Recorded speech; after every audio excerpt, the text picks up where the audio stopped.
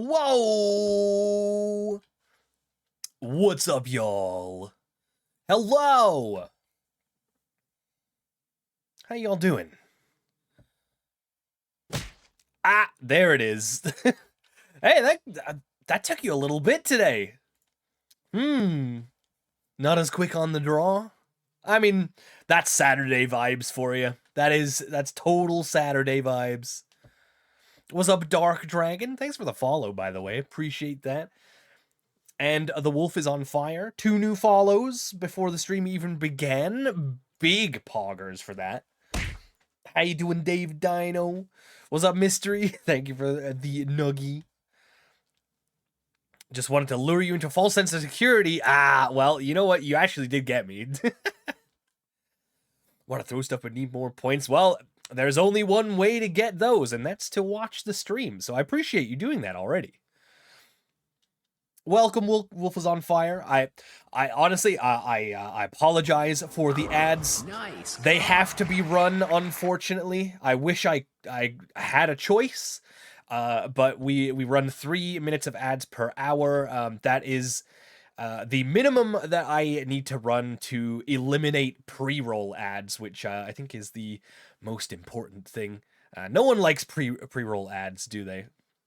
But I appreciate you sticking around through the ads, and of course, if you do want to stick skip the ads, you can always drop a Prime sub or a real sub, and it is September right now, so they are discounted. It's the best time to get your sub started.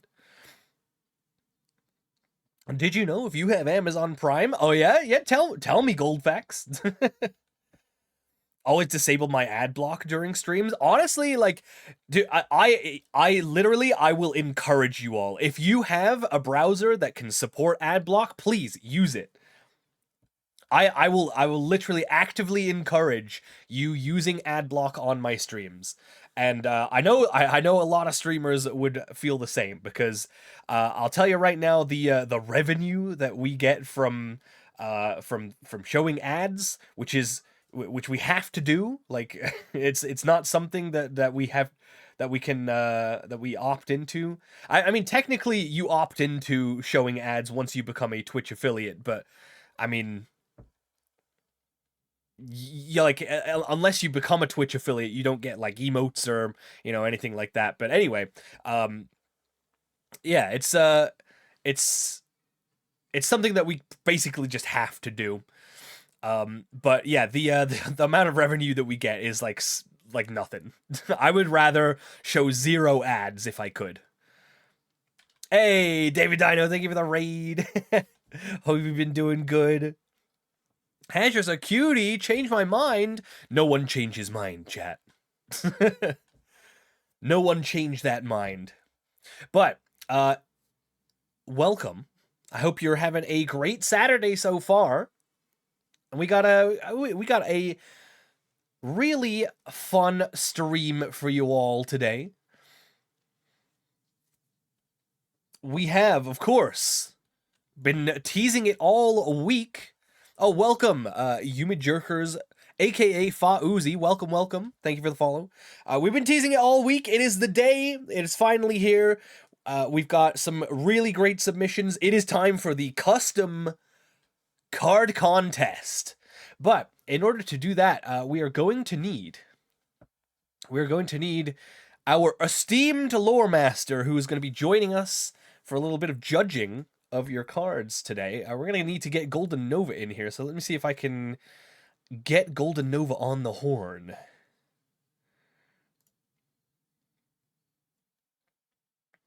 Let's see.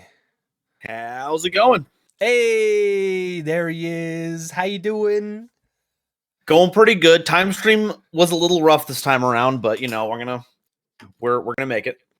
The time stream is always pretty rough. Here, let me see if I can get the Fugi going. Oh, big. Yes. Time to manifest. There we go. That'll do. We'll put you right, put you down there. Baby in front. That doesn't make sense. Baby, where are you No, at? I can take care of him. How about there we go. Keep you safe. There'll be no destruction effects as far as I can tell. There we go. Shield. You're a better babysitter than me. What was that? Well, I wasn't anything. All right, and then we gotta move chat out of the way. Where's chat? There we go. Chat, you can go. Yeah, roughly there. That seems about good. Why not? Sweet. Yo, Comfy Basilisk, thank you for the compliment. Thank you. That's really nice. That's very kind. I designed it myself. I'm also going to need to get a little bit out of the way, so I'm gonna go bop. Oh, that's too small now. How about we do? Nope, that's the wrong button. This one. Yeah, there we go.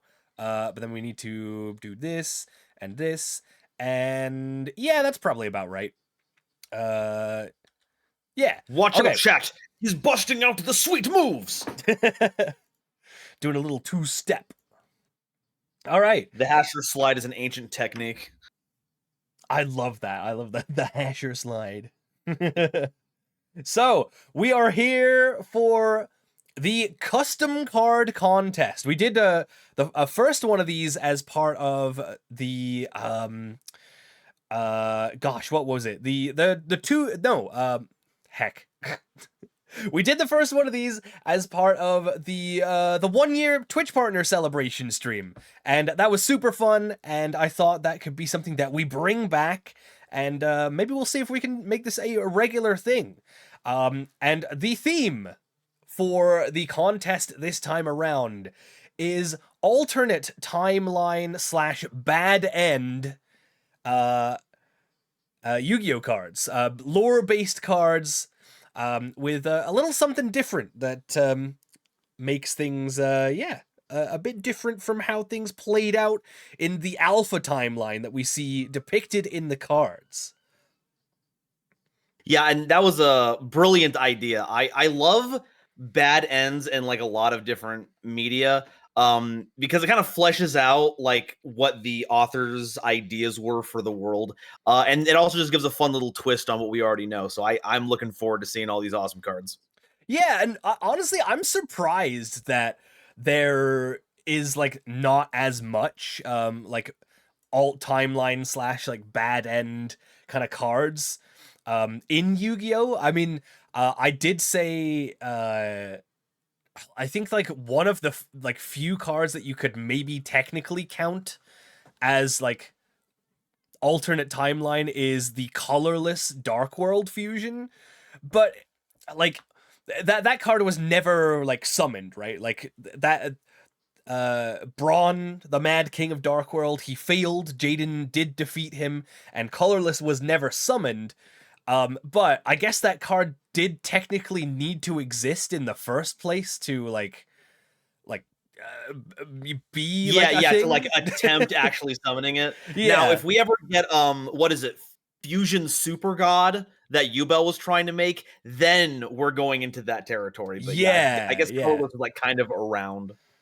Yeah, so I actually, I can probably get this up on screen real quick, but I was actually inspired by some Lorcana cards. The Lorcana has just basically released one set so far, and there are a couple of like there's a handful of cards that they have that are based on like alt timeline / bad end kind of deals. I can put one on screen right now. In fact, this is the one that sort of inspired me.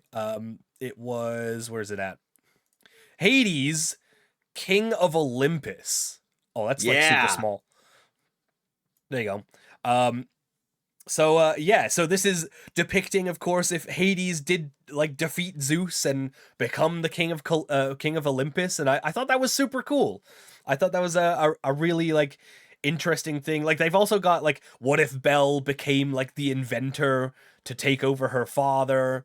What if the fact that they made Gaston one of those was absolutely fantastic. Yeah. They also have, what if Captain Hook could like have a happy thought and get like Tinkerbell's dust and fly and stuff? Like that was pretty cool. But yeah, I know he's a villain, but it's nice to see them overcoming their like their depression. That is nice to see. Hey, yo, Disloyal! Yo, thank you for the sub. The first time tier 1, we love to see it. Congratulations on becoming the newest member of the subscriber sources. Let's go. Big love. But yeah, so this was based on this kind of a thing right here.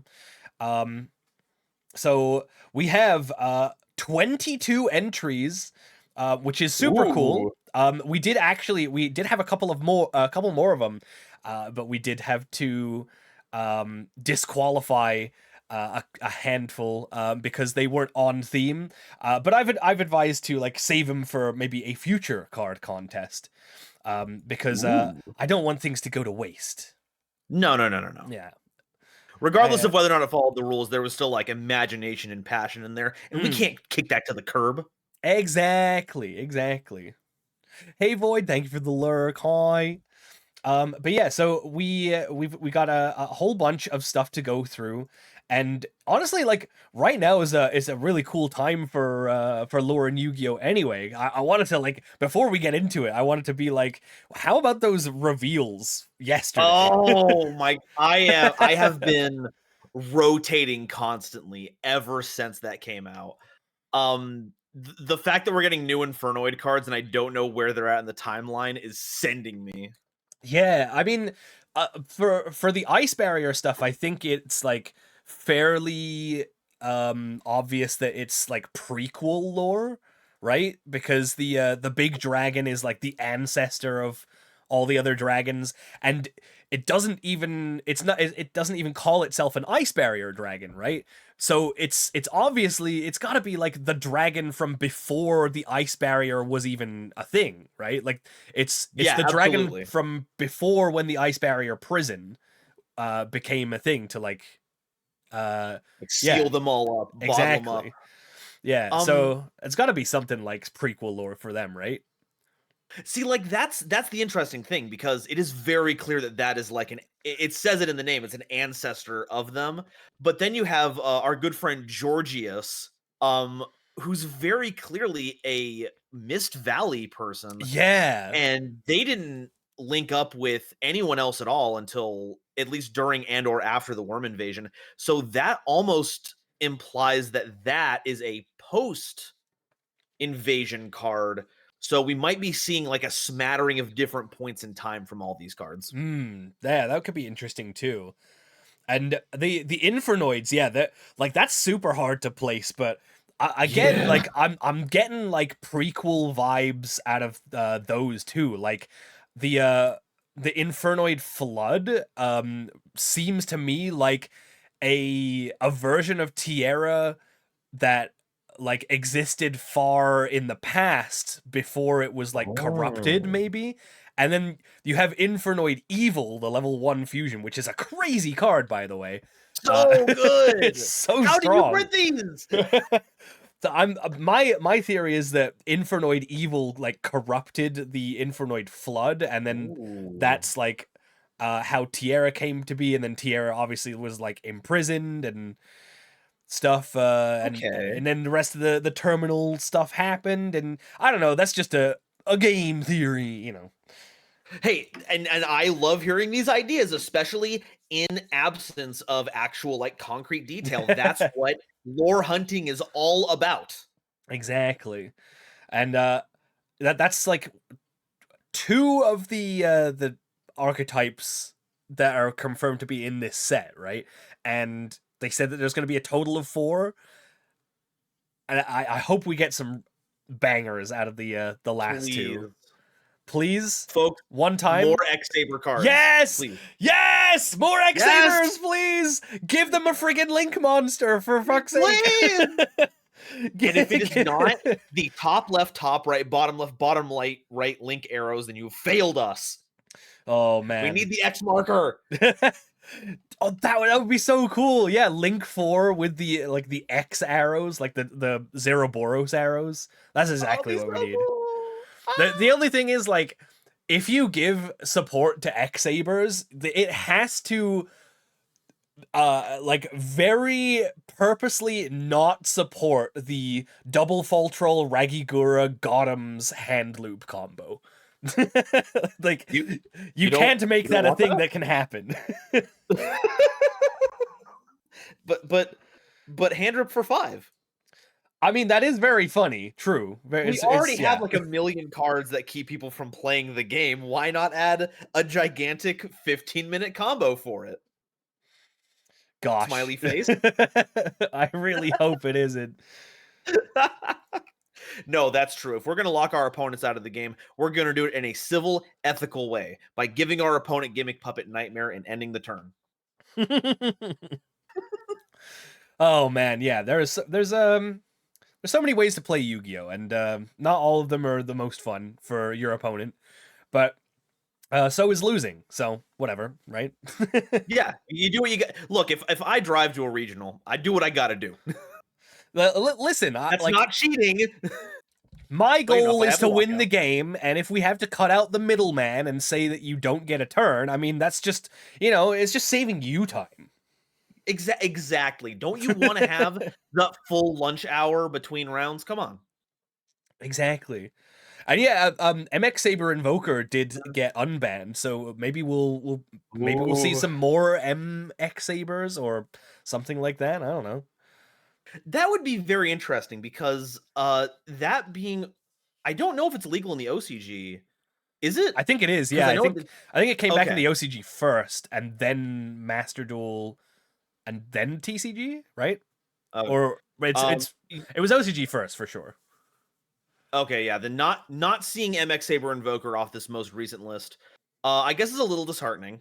But it would be cool if like Master Duel ended up being like, because it's not an exact same format for anything. It's not a very good testing ground, but like having that kind of functionality would be kind of cool. Yeah, I mean that's true. Yeah, yeah. And I think also like if there is to be any more X Saber monsters, they probably would have to be something like MX Saber, or some other like suffix X Saber, because they can't do triple X Sabers because three of that letter together is it means other things, so they probably won't go for that. Yeah, we have to save that for the dual terminal Dojinshi line. We can't use that. DX Saber. Ooh. That All could, right. yeah, that could do it. X squared. That'd be kind of funny. Put some notation in there. Wouldn't that make them not X Sabers though? Because there's technically a like an exponent in there, or I don't know how Yu-Gi-Oh syntax deals with Ooh. exponents. Oh, the exponents. There we go. We got it. We figured it out. The exponent sabers. Yeah, there you go. We'll just Oh have them have man. an entirely different name, and then as the top line of all their effect text boxes, we'll just add "This always counts as an X Saber card." Oh no, I Just to hate that mess with shit. everyone. No. No, I hate that. No. Oh my No, goodness. no, no. We could definitely do X to the power of X sabers. Oh, That would okay, work. that's good. That's good. Because that's if we take X to mean 10, then that's 10 to the power of 10, which is like what? 100. 10 No. what? No, that that's 10 zeros. How what is that? That's like 10 billion, right? 4, 6, 9 is a hunt. No, 8 zeros is 100 million. So 10 billion. Yeah. 10 billion sabers. There you go. You know what? That's actually pretty sick. Who would win? The goddess Tiara, goddess of destruction, or 10 billion X Saber? Amazing. All right. So, current lore happenings aside, we want to see what you all have come up with. Now, like we said in the announcement, we'll be looking for how thematic your card is, how realistic your power level of your card is. We want to see if you're good at like doing a decent job at balancing your card, and also for use of proper PSCT. Like at least something close to readable. But no points for art. This is not an art contest. But obviously, like, some art would be appreciated. But I'm pretty sure all of you have at least some art, so that's fine. We love to use our eyes. Yeah, enjoy those pretty pictures. Exactly.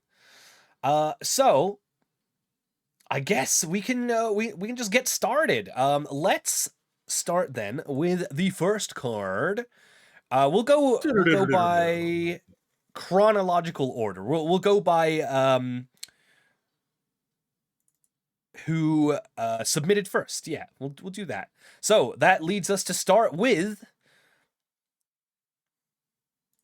the Nightmare Orchestrator Longirsu.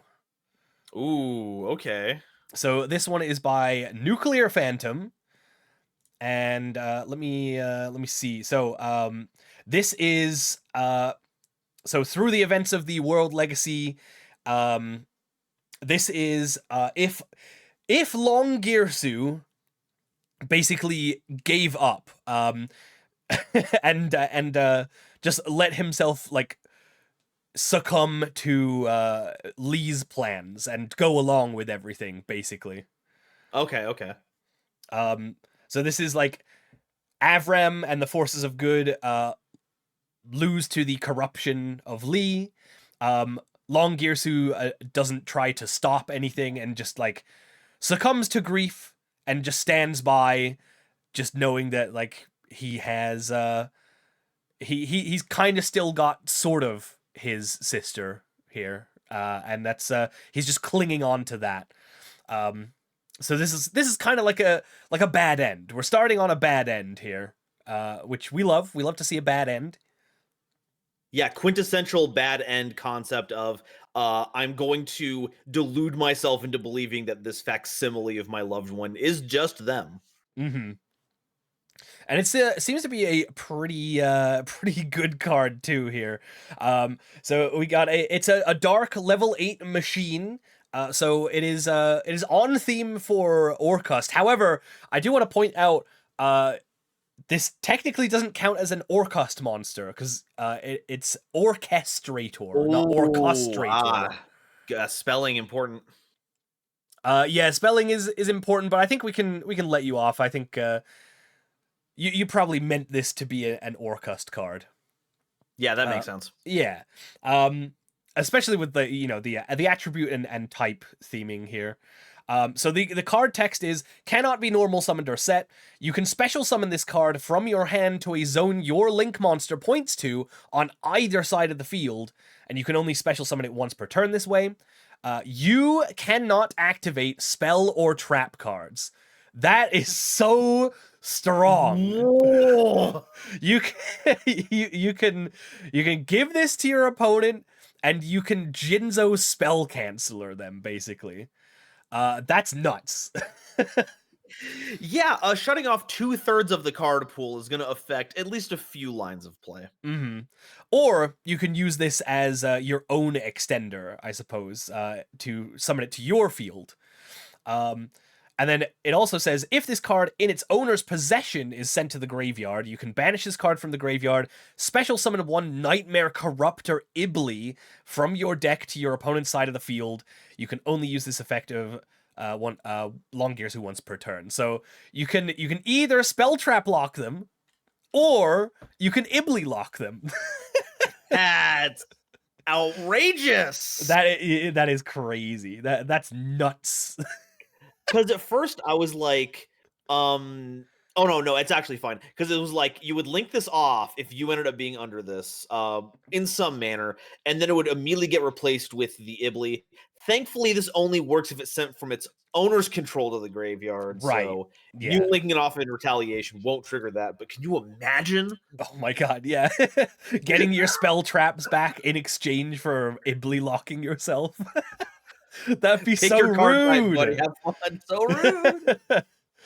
Yeah, no, this is obviously very strong, but it makes sense. I totally get the theming. How do you feel about this one? So I think my question is, what does keeping your opponent off spell and trap cards have to do with Orcust or Nightmare? Mm. It is a powerful effect to be sure, but it does feel like it's just kind of tacked on because it's good, not because it's thematically relevant. Yeah, I get that. Technically, it also can it can stop yourself from activating spell and trap cards if you use it. That too. If you summon it to your side of the field. Maybe it's just he's so sad that whoever's side he's on, he's just kind of bringing everyone down. My man got so depressed that he was like, "Spell and trap cards ruined Yu-Gi-Oh! Why aren't we just playing monsters?" It was way before synchros. It was when they introduced spells and traps. Why are All we of not you still playing Battle Ox Beatdown? Come on. Didn't all of you enjoy Duel Links? Never Oh forget what man. they took from you. Oh man, yeah. Um, Obviously, this is very strong though. yeah. And on the opposite side from being critical about the card, I do like that it does replace itself with Ibli when it goes to the graveyard, because that kind of feeds into the brother sister relationship on there. But like Mhm. the dark version of that, so that's a pretty good idea. And it helps with the whole link climbing thing that they love to do.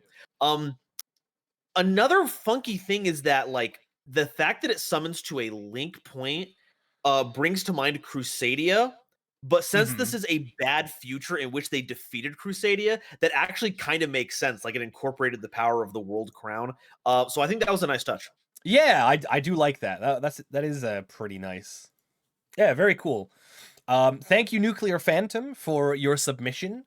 Um, we will be putting all of the submissions into a gigantic poll at the end, so you can vote for your favorites, and that's how we're going to decide the winner for today. So stick around as we go over every card, and then at the end we're going to have a big ass poll, and we can all vote for our favorites. So, um, very cool. Thank you for that submission. On to the second one. We are moving on to another World Legacy lore card. We have World Legacy Rejection, a trap card. This one is by Mikro. And it reads as follows. When your opponent activates a monster effect while you control a Mech Knight monster, negate the activation, and if you do, banish that card face down. You can Ooh. activate this card from your hand if you control a Mech Knight Spectrum Supreme, or the opponent's monster effect was activated in the same column as your Mech Knight monster. And you can only use one of these per turn. Ooh. All right, all right. So obviously very strong effect. The lore of this, if it's not made obvious by the art on this one, very very cool like collage on this. I like it. This is the 7 Mech Knights combined to form Mech Knight Spectrum to fight the protagonists. Aurum, Imduk, and Ningirsu hold him off while Lee takes Ib to the inside of the World Chalice. There she reveals her true intent and fuses with her to become Nightmare Corruptor Ibli, but this alternate timeline is not a bad ending when it comes to the fate of the good guys, but it's a bad ending in a meta-narrative standpoint. In this anticlimactic what-if tale, Mech Knight Spectrum Supreme ignores Aurum, Imduk, and Ningirsu. Instead, it heads after Ib and Lee, moving towards the World Chalice. Just before Lee, confused with Ib, Spectrum Supreme bursts through the chalice. The other 3 heroes chase after him, and they all discover Lee's true intent. Ib runs back to their side, horrified by the thought of being fused with an evil fairy. Spectrum Supreme fires a giant rainbow laser at Lee, instantly vaporizing her. I love that. I love that. Like, just being like, nope, fuck you, story's over. It's like the new game plus ending where you have like 80 levels over where you're supposed to be at and you beat the scripted battle kind of ending. So that's very funny. Yeah. Yeah, I that is true. Yeah. Um so effect wise, I do kind of like the attention that it gets like a bonus effect if they're in the right column, or you're using the link monster that no one wants to play. Yeah, this gives a reason to use Spectrum Supreme, which I really like. Yeah, that's a great touch.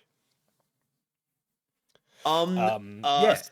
I don't even know if I have anything else to add to it though. The story is pretty succinct on that one. The premise is pretty clear, and the effect is just kind of generically good. Helps deal with monster effects. Mm.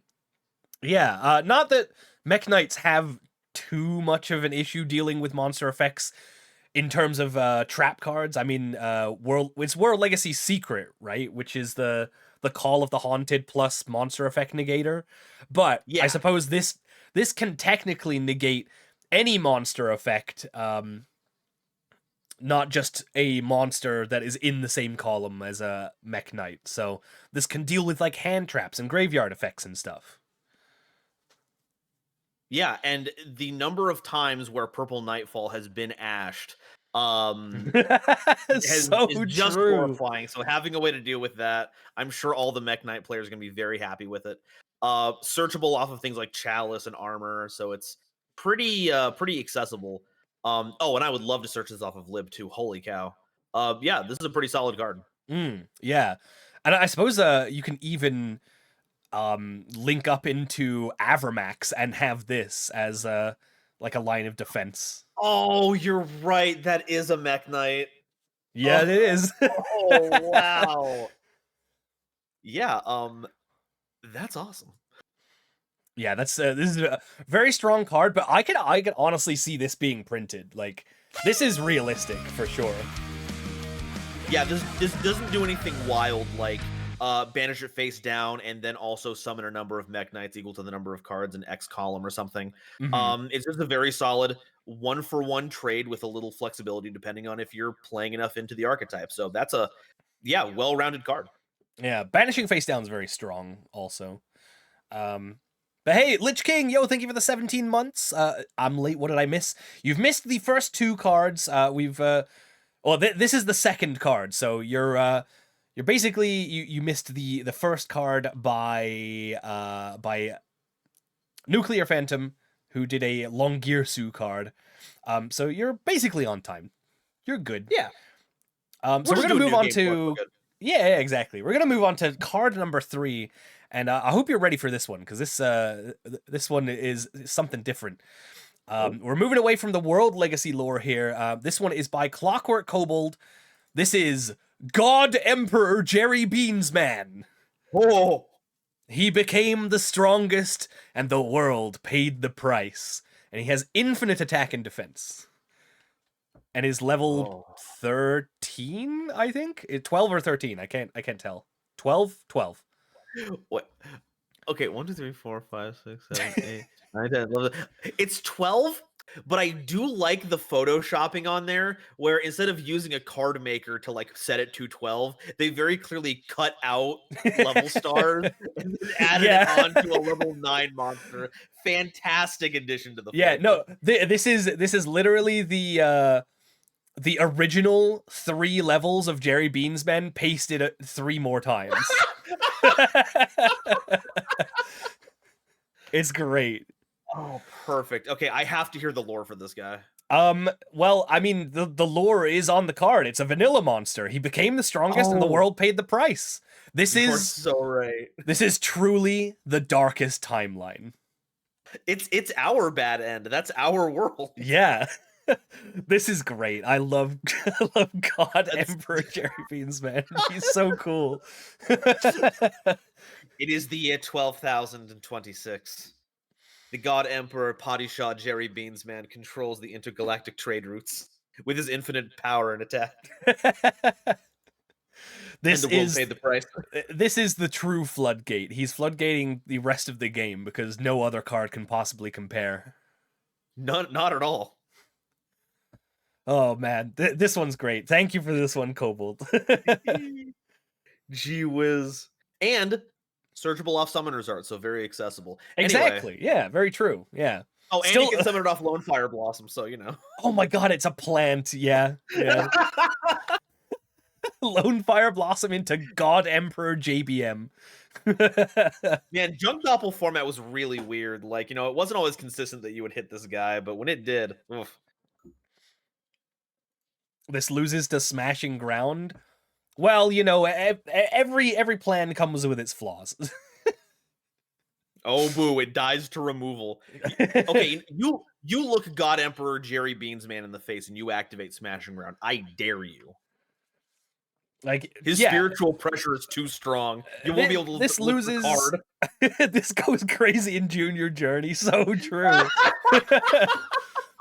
This may lose to Smashing Ground, but if this so much as touches your life points, you're done. You're out of there. Man, Tamias the Legendary Warrior wishes they were this cool. This deals battle damage, and you lose the next like 100 duels. Yeah.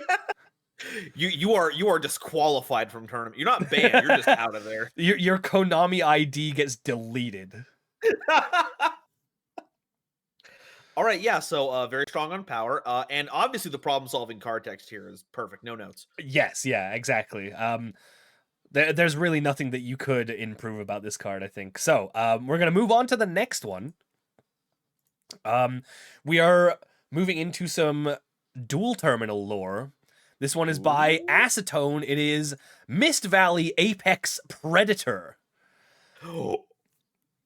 Okay. And the lore of this one is simply, what if the worms won in dual terminal and started mutating the other factions? I was literally telling you this in private chat. This is literally the scenario that I was pogging for. Yeah. Oh my god. Okay, please tell me what this is what's going on here. Okay, so we have once per chain, when a card or effect is activated, as a quick effect, you can target one light reptile or one winged beast monster you control, return that target to the hand, and if you do, negate the activation, and if you do that, place the negated card face down under your control. Oh. No face down cards can be activated or flip summoned the turn they are placed face down by this effect. Okay, all right. So it's Apex Avian, but it's also worm coded, which is like, I mean, yeah, like this is exactly what it would do, and it's also yeah, it's got a totally awesome clause on it too. Yeah, in true worm fashion, what's yours is ours, and what's ours is better. Mm-hmm. Exactly. Okay, so it's. I've got to run through this one more time. So it's a light reptile or a winged beast. In response to any card or effect being activated. Mm-hmm. So return target to the hand. Negate the so it's an omni negate on top of everything else. And then yeah, like you said, the totally awesome part, we actually take it. Yeah. Wow. That is so cool. And of course, I think, wait, can you summon this off of W Nebula Meteorite?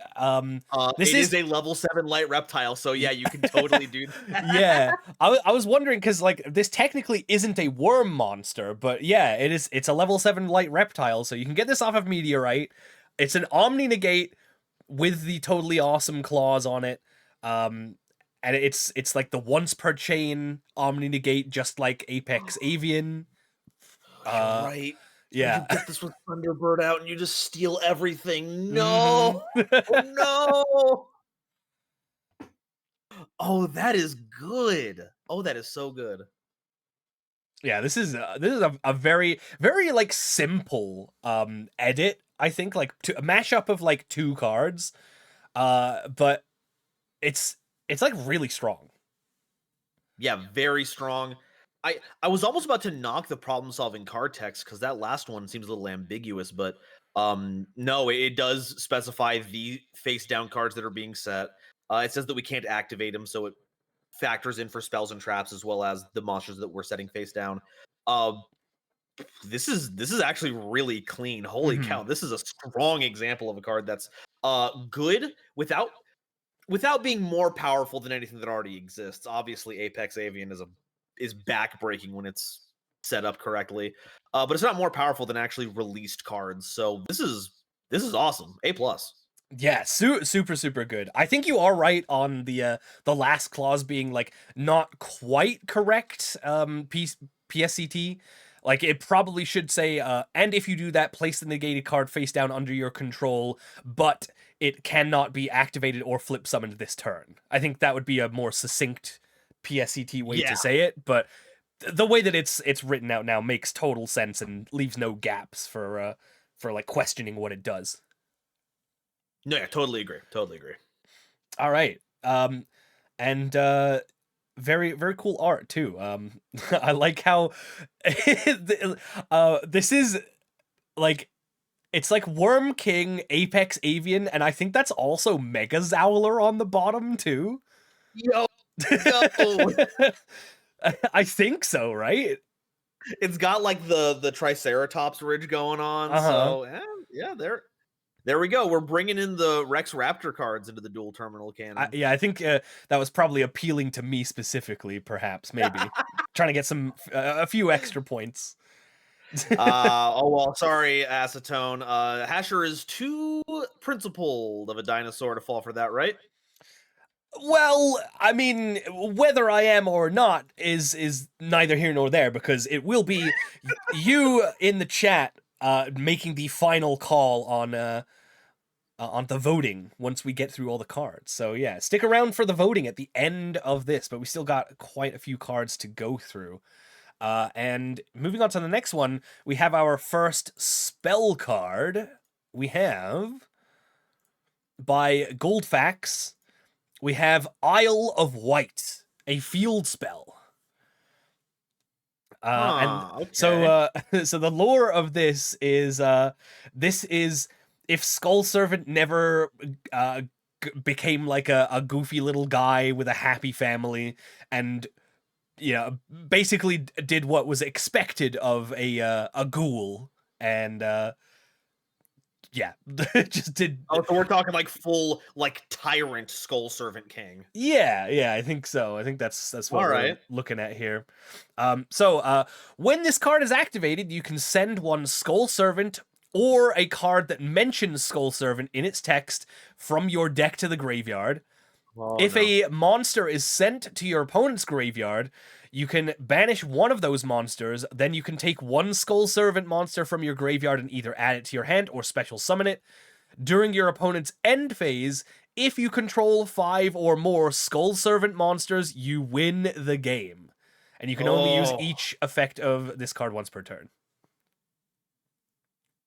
Huh. So we have an alt Okay. win condition for a start. Which is very evil. Yeah. Big bad energy right there. I mean, to be fair, having 5 Skull Servants at the opponent's end phase is not super easy. No, that's true. I'm trying to think if there's any kind of like mass revival effect that you can do at like your opponent, like during your opponent's end phase, but nothing's coming to mind. I think The closest thing is like that double Call of the Haunted, like double hooking, I think is what it's called. But that's still like 2 of them and a field of 5 Skull Servants. Like the other 3 would have to be King ofs, and that's wild. I mean, there are so many different Skull Servants that you can use, but I was thinking Inferno Reckless Summon. That'll get you 3 of the original Skull Servant, right? Oh yeah, that's a good pick. Does that only summon from deck though? Let me check the text on that. Inferno Reckless. Inferno Reckless Summon. It summons from hand, deck, or graveyard. Ooh, yeah, that's pretty good. Ooh, okay. So yeah, if you used double hooking plus Inferno Reckless Summon, then that's like GG. Use it during your opponent's end phase. You're done, folks. Goodbye. Yeah. Very cool. I mean, that's still like a 3-card combo with setup. So I mean, it's not like super strong, but it is definitely a way that you could make it work. Definitely.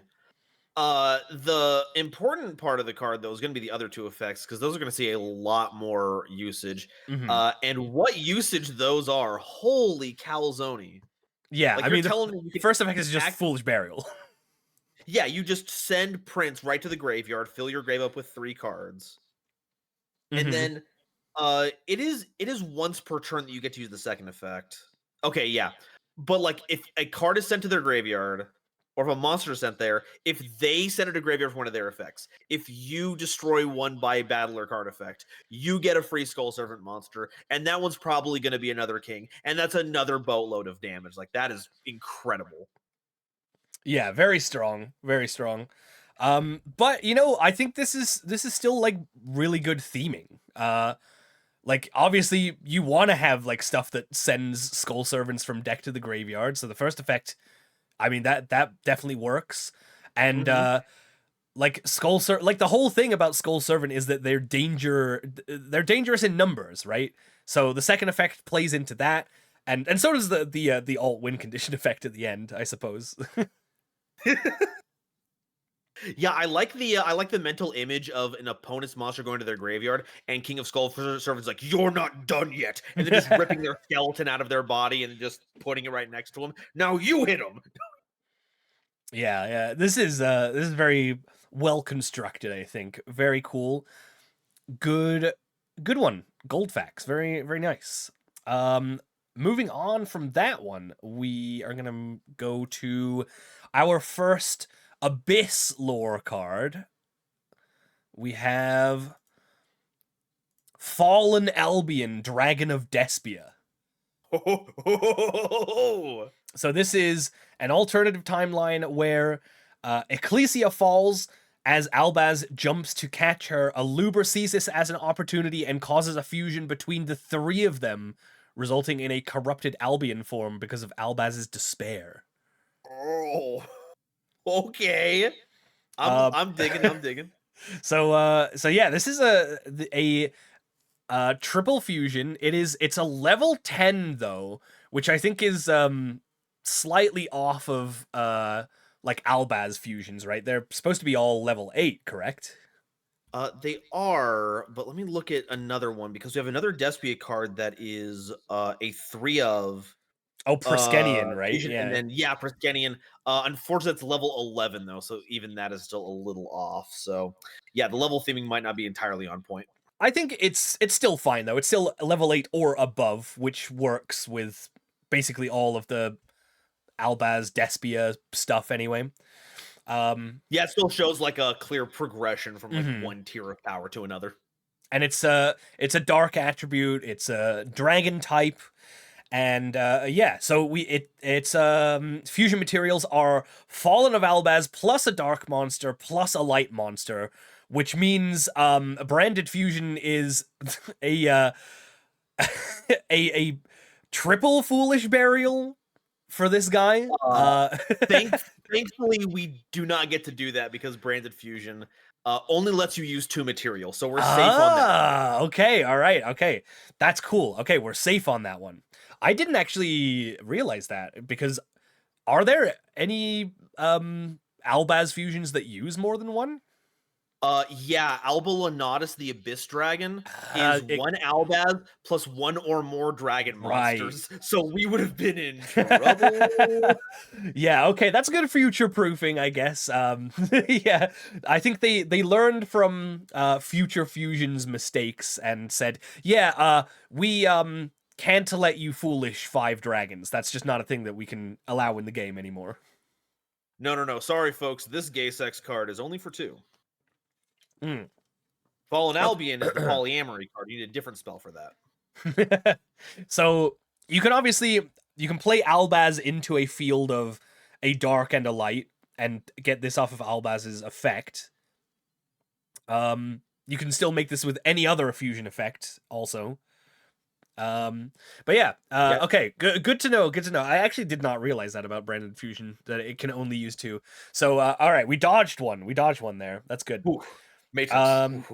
The card text is, if this card is fusion summoned, discard 1 card from your hand or field to the graveyard. Banish all face-up monsters your opponent controls. That's so strong. All right. And then if this card is sent from the field by battle or card effect, send 1 Albion or Lubellian monster from your extra deck and special summon 1 Albion or Lubellian monster from your graveyard or banish zone with a different name from that monster. This is treated as a fusion summon. So there's a couple of issues with that, I think. The fact that you say that this is treated as a fusion summon, despite the fact that there are non-fusion Albion and Lubellian monsters that could technically be summoned with this. So that would maybe cause some problems if you if you summoned the bestial Lubellion with this effect, but it was treated as a fusion summon. I don't know how that would work.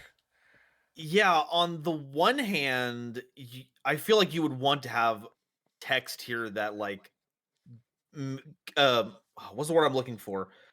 Is like made just in case you don't summon a fusion monster, like this is a fusion summon if you summon a fusion monster with this effect kind of deal. On the other hand, there's no rule in Yu-Gi-Oh saying you can't fusion summon an effect monster. Yeah, exactly, right. So Um, it would be funny. I don't know if there would be any like actual implications for that.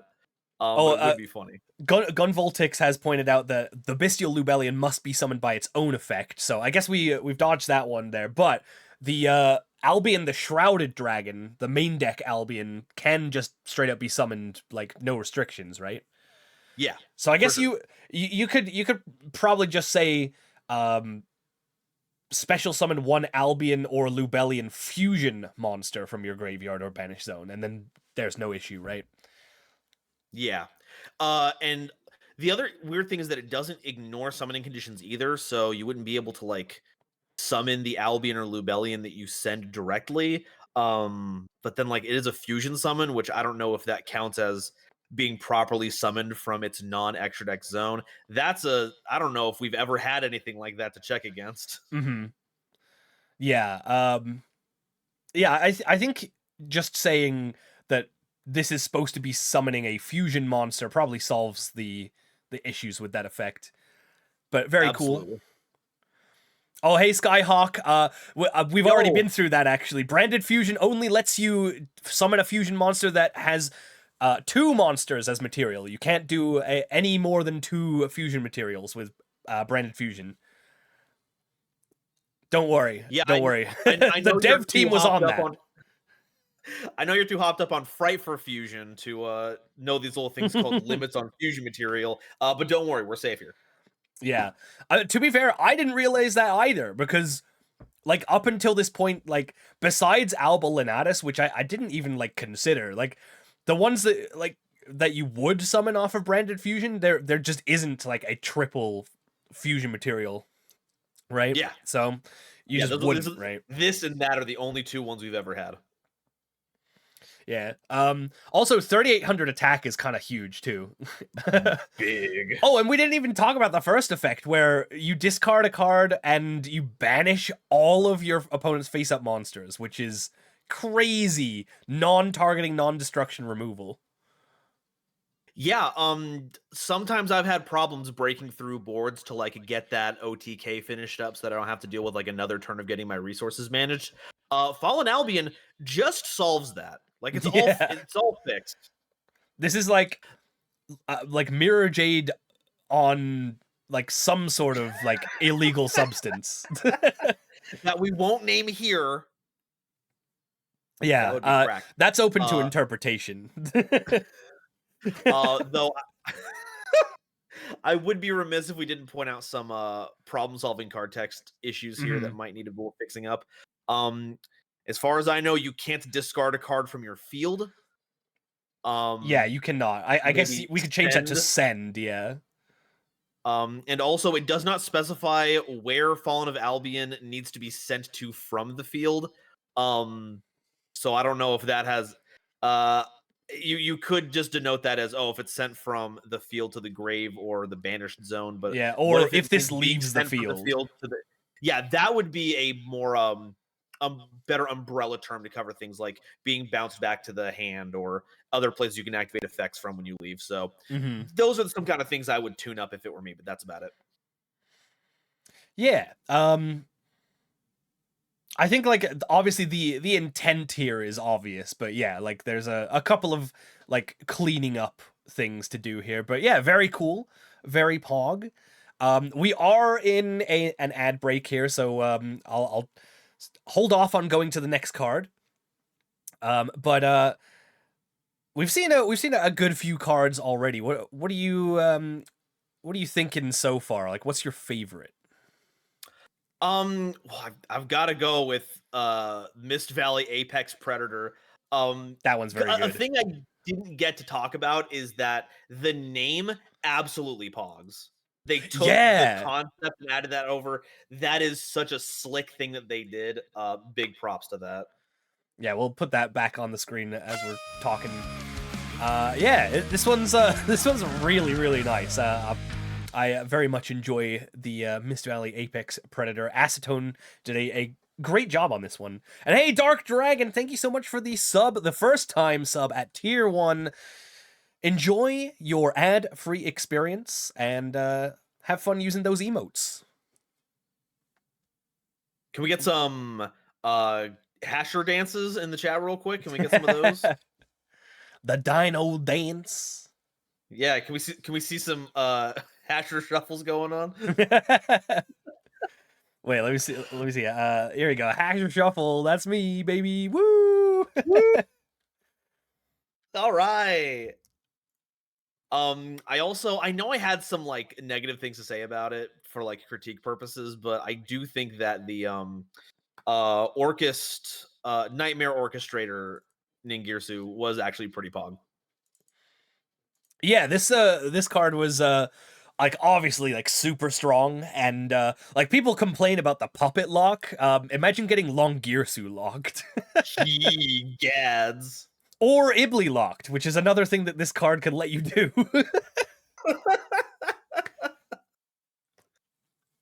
Someone saw the Cybers decks were taking the Ibli locks for themselves and was like, no, hold my trumpet. Mm-hmm. I like how the stats of this one are equal to what's he called? Beckoned by the World Chalice, not orchestrated Longirsu, which is 2300, I think, right? 2500? 23. It's one of those. We all think it's 2500, but then it ends up being 2300 because we're all dark magician pilled. No, it is 2500. I am just lying. Okay. All right. Yeah, 2500 so down from 25 back to 1800 sort of seems to imply that he's like not like using his like what are they called? The world legacy items, the world legacies, I guess. Yeah. Is I'm gonna move back over a little bit. Yeah, he's no longer using his power granted by the world legacies anymore. Oh yeah, because I imagine Ibli or Idli rather wouldn't let him have it. You know, she already has all the power she needs. I also like how this implies that while his body is still like the level 8 large, gigantic, imposing machine, he might have mentally regressed back to like the old times where I had my family and sadness was the only sad thing that happened was I didn't get to kill as many mextrosities as I did the other day. Yeah. So no, I think it's just another nice touch. Yeah. All right. It looks like we are back from the ads now. So let's move on to our next card. We are going with a more recent lore here. We're going with this one's by Tommy Highrise. We have Kagami Hime, the manifested Mikanko. Ooh, okay. So the lore behind this one is this is if Hu Li did not become Arahime in this timeline, but Nini, the Mirror Mikanko, was the one who was accepted and became the new Arahitogami for Ohime. With this, the forward-thinking Mikagami clan now gains the honors due, and the world is blessed once more. But while the Mitama clan are publicly accepting, privately they are enraged, especially when they learn that Nini was not the first choice of Ohime. Ooh. Oh. Interesting. So I guess this is maybe like Hu Li rejecting Ohime, and Ohime just makes a second choice. Well, I was going to descend to the mortal plane with this vessel, but I guess the orb one doesn't want to do it. Do we have any other people with sacred regalia on hand? You with the mirror, you want in? All right, cool. Let's do this. Yeah. So I guess this is like a bad end from like a political machinations kind of angle. Like you have clans vying for power and like who gets to have the honor of having Ohime being represented by their clan. That's pretty interesting. Yeah, yeah. And the card effects is also seems pretty in line with Mikanko as well. So it's a light level 9 fairy ritual with 0 attack and 0 defense. You can ritual summon this card with Mikanko Kagura. Cannot be destroyed by battle. Also, your opponent takes any battle damage you would have taken from battles involving this card. This monster gains the effects of all monster cards equipped to this card. And as a quick effect, you can equip one monster on the field or in either player's graveyard to this card, which you can only do once per turn. So this is like mega plasma, basically. Wow, this card is kind of silly. I feel like this I think this might need a restriction where it can only be equipped with one monster at a time, because you get into some very uncharted territory once you start stacking monster effects from different cards onto the same card. Yes, I would like to remind everyone that we have a little guy called Supreme King Starving Venom, who we don't get to use anymore because And of Tyrant Neptune, that does pretty much a similar And- thing. Tyrant Neptune. That being said, Hasher, I'm gonna try and sell you on this. Okay. So one of the Makonko spell cards summons a Makonko out of your hand, ignoring summoning conditions, Mhm. and then puts it back into your hand during the end phase. Correct, yeah. So what if the idea is that it has that restriction technically when you summon it for free? Because it's only going to be around for that long. Mm-hmm. But if you summon it properly, that gets the full power. Okay, I mean, yeah, I guess I see that. The what is it? It's the Makonko Sacred Ceremony or something like that. I believe so. So it goes to back to your hand in your opponent's end phase. So you would be able to do this if you summon this on your turn. You get to do the equipping effect twice, once on your turn and then true. once on your opponent's turn, because it's a quick effect. So you get a double monster stack in terms of effects that way.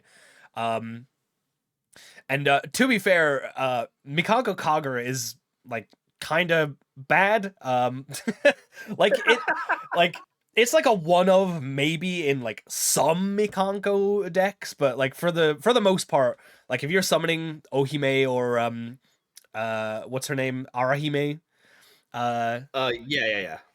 you're basically using the ceremony.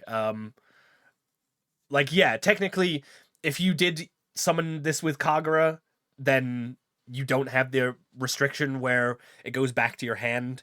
But I feel like having this out for not only your turn but your opponent's turn is enough. Where this is like kind of crazy, right? I guess it depends on how many quick effects you can take, or what relevant quick effects you can steal with this one. 'Cause on your Yeah. opponent's turn, those I guess that and like continuous effects as well. Mhm. So if you like equip some kind of, I don't know, Boguska or something, then yeah, that would probably shut off a whole turn. So Yeah. okay, never mind. The more that we talk about it, actually, there might be a little. Also, one other thing is that effect does not target. Hey, it's a present. Oh no, it doesn't. Oh Lord. Yo, holy shit. Woo! Dr. Crazy Diablo, yo, thank you so much for the 10 gifties. That's you're insane. Holy shit. Much love. Holy cow. Thank you so much. That's so generous. And I we guess got they him. really like Kagami Hime. Yeah, I mean this is a pretty good card. yo, thank you so and a sub for yourself as well. I mean, you got to do it. Thank you so much for the 3 months as well. I appreciate that support so much. Thank you. And who we got the gifties going out to? Corpy, Oz Leaf, Psychescape, T-Bone, Dr. V Chimera, Dorter, Twister, Replica Rabbit, and Dizzy Sheep. Yo, thank you so much. Enjoy those subs, you guys. And enjoy your ad-free viewing experience, and hope you enjoy the emotes as well. But yeah, incredible card, I think. Like this is just so good. Yeah, very powerful. Could use a little tweaking on the power level end. This might be a little much. Yeah. We didn't finish talking about it, but yeah, the fact that this does not target means you can like there's nothing stopping you from equipping a monster on your opponent's board that has like like anything other than unaffected by your opponent's monster effects or better. Anything is fair game to take with this. Yeah, I guess that also adds to the power level deal because when this gets bounced, it's not like your opponent gets the monster back. It's just going to go to the graveyard. So, Mhm. yeesh. Yeah. Obviously very strong. I think you could tone it down a little bit by like like making it target, maybe even like not making it a quick effect so you can only equip something on your own turn. Um there's some things that you could do here, but I really like I think we didn't even talk about this like the fact that this is Nini with the power of the manifested Ohime, right? The effect to like steal a monster is so in line with Nini, like what she already does. So I really like that theming. Yeah, that was a pretty good attention to detail on that one Mhm. for sure. Yeah. So overall, great card in terms of theming. Very, very strong. But yeah, And thank only you so by like a much. smidge, like you were saying. Like Yeah, one like little adjustment should bring this in line. I actually I do think that this could actually get printed as is. Like this is the kind of like bombshell kind of card that Mikanko would need to like be super relevant. But yeah, True, true. I like it's obviously very strong, but you know what? They're allowed to print like obviously strong cards that are like build arounds. Like that's kind of the whole point of like card design sometimes, right? So I think this is totally fine. Um like it would definitely have to have some eyes on it for sure. But yeah, I think it's pretty good. So moving on to our next card after this one, we have kind of like I don't know. I don't know where to put this in terms of like what kind of lore this is, but we'll take a look at it. We have Pot of Cursed Charity. Hmm. So Huh. the lore that was given for this one, this is the graceful angel was at near death, and when thought God saved her, it came accused Pot of Greed to offer her a deal: join my alliance with brother of devil, or die here, being nothing. Angel with not much choice, except being the host of greed, and since then powered all devils around the underworld.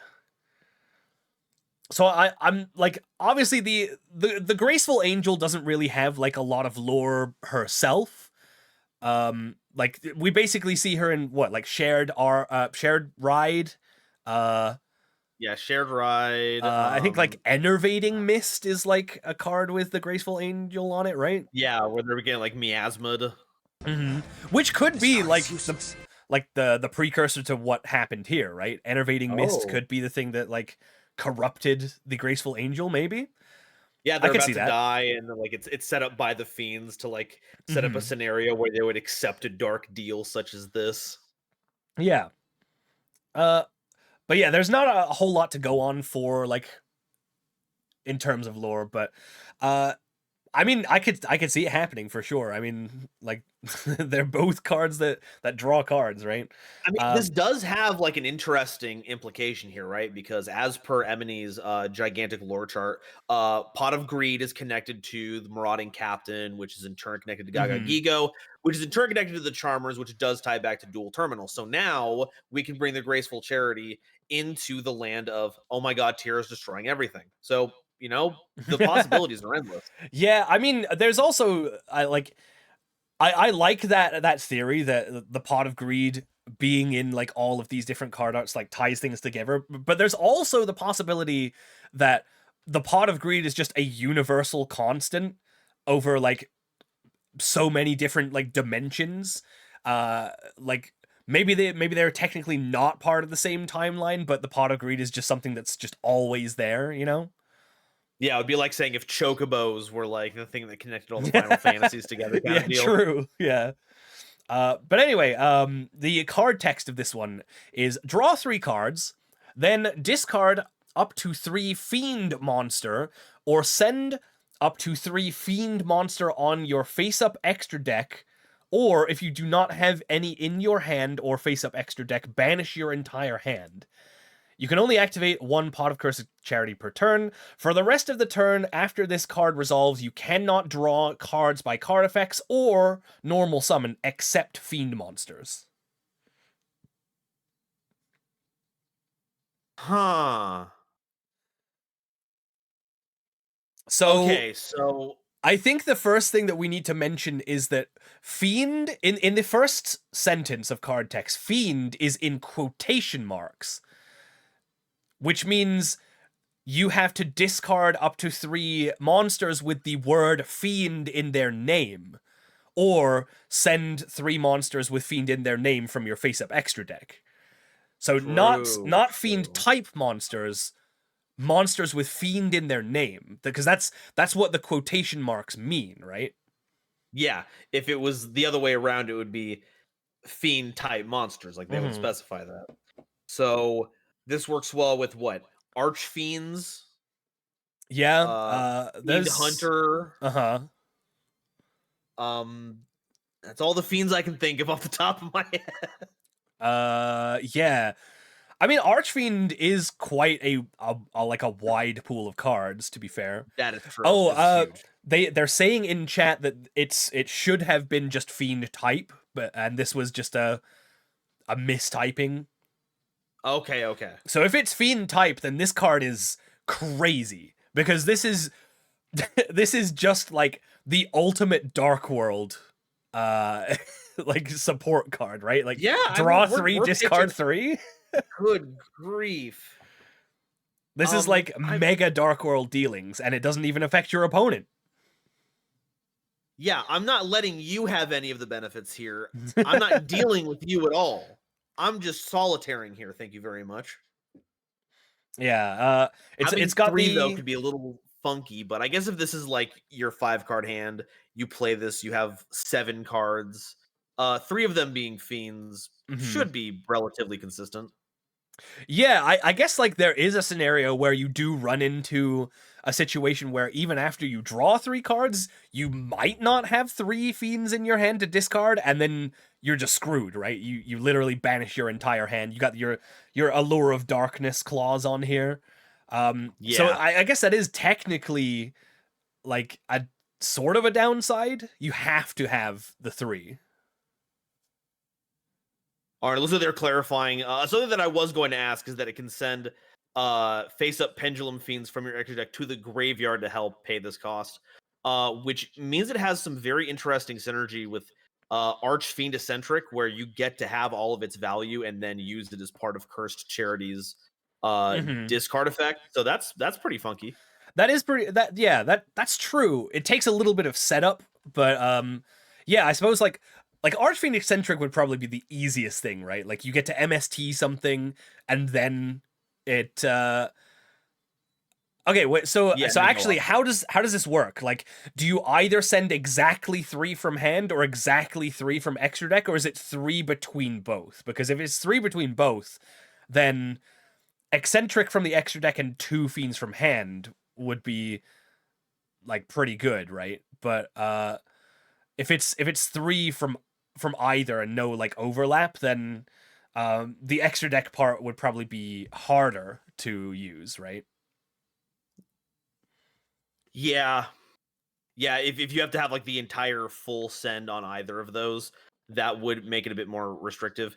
Though they are pointing out something else here that I think we've skipped over. Oh yeah. You don't have to send 3 or face the consequences. You have to discard or send up to 3. Oh. So you just need a single fiend to allow for either of these to work. All right, then in that case, then this is just like the most busted draw spell ever, right? On It's top of it's on up top to of the oh my gosh. on top of the fact that the cannot draw restriction, we see that on Extrav, that's fine. Yeah. We can't normal summon except for fiends. Our special summons are completely unlocked. Mm-hmm. Any extra deck toolboxing that you want to access after this, go right ahead. Call me Drytron because I am using all the links. Yeah, this is super insane. Yeah. Busted beyond. Unchained is playing this. DDD is playing this. Dark World is playing this. Labyrinth plays this. If Labyrinth plays this, if you are teching in a single fiend, you are playing this card. Oh yeah, it also says you can't normal summon after this card resolves, but you could normal summon any type of monster then play this. Good grief. Yeah, this is definitely the secret rare chase card coming out of Greed of Centuries, our new 2025 booster set. Make sure to get it. We have short printed it. Good luck, folks. Yeah, this card is gonna run the nuts. format.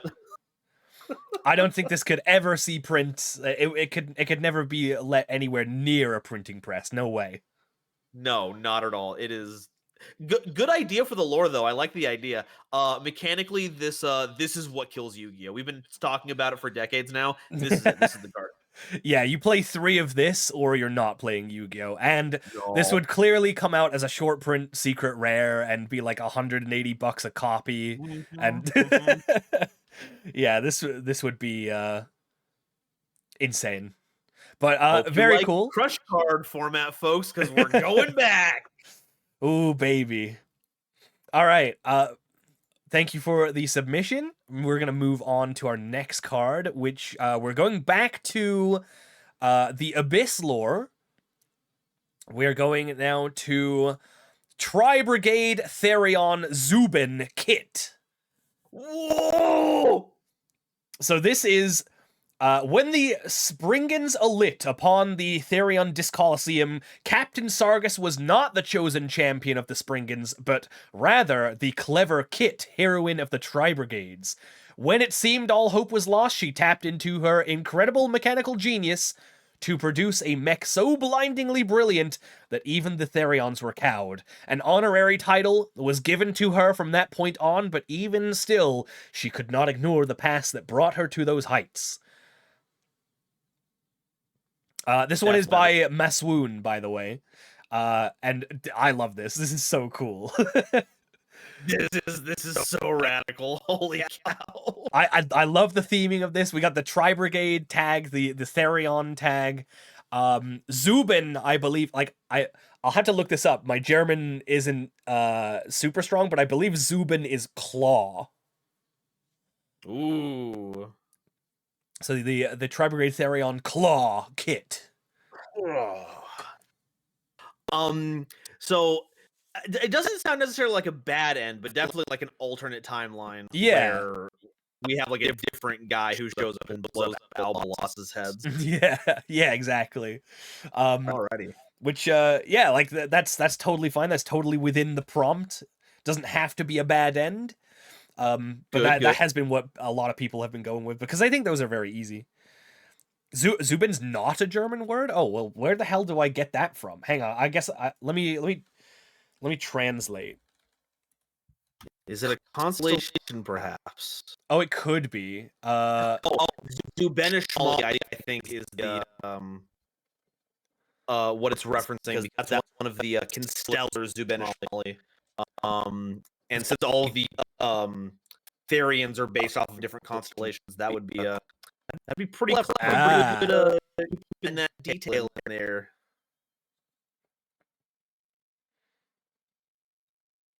The name Zubin is a boy's name meaning claw. In what language, though?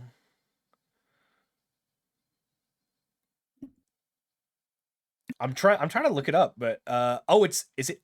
No, that's different. Google Translate has like a detect language, right? Oh shit, Nova's mic is tripping. It's not doing anything for me. Hang on. Oh, you know what? Oh, it's Persian. Okay, that's interesting. Nice. Hang on. Let me do something real quick.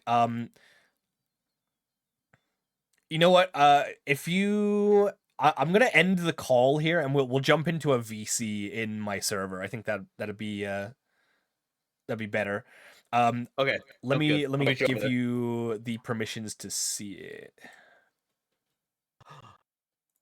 Hashtag. Let's see. We gotta add the Golden Nova. Yes. Okay. Okay, you should be able to see a streaming VC. It's at the the bottom of my server. We'll move to there. Alrighty, see you there. Okay. All right, this should fix the mic issue. There he is. All right. How are we sounding right now, folks? Hopefully good. This should actually sound better than like the like a normal call anyway, because I have like the increased bit rate for VCs in my server anyway. So we honestly we should have been using this from the start. I can feel it. The nitro coursing through my veins. Ooh, baby. Okay, so it does mean claw, but it wasn't German. At least I was right about half of that. Anyway, we just spun the globe and realigned it. So yeah, I like. It seems like it would be a German word, so I guess I assumed, and I don't know. That's my bad, I guess. But all right, well, we will ignore that shame for now.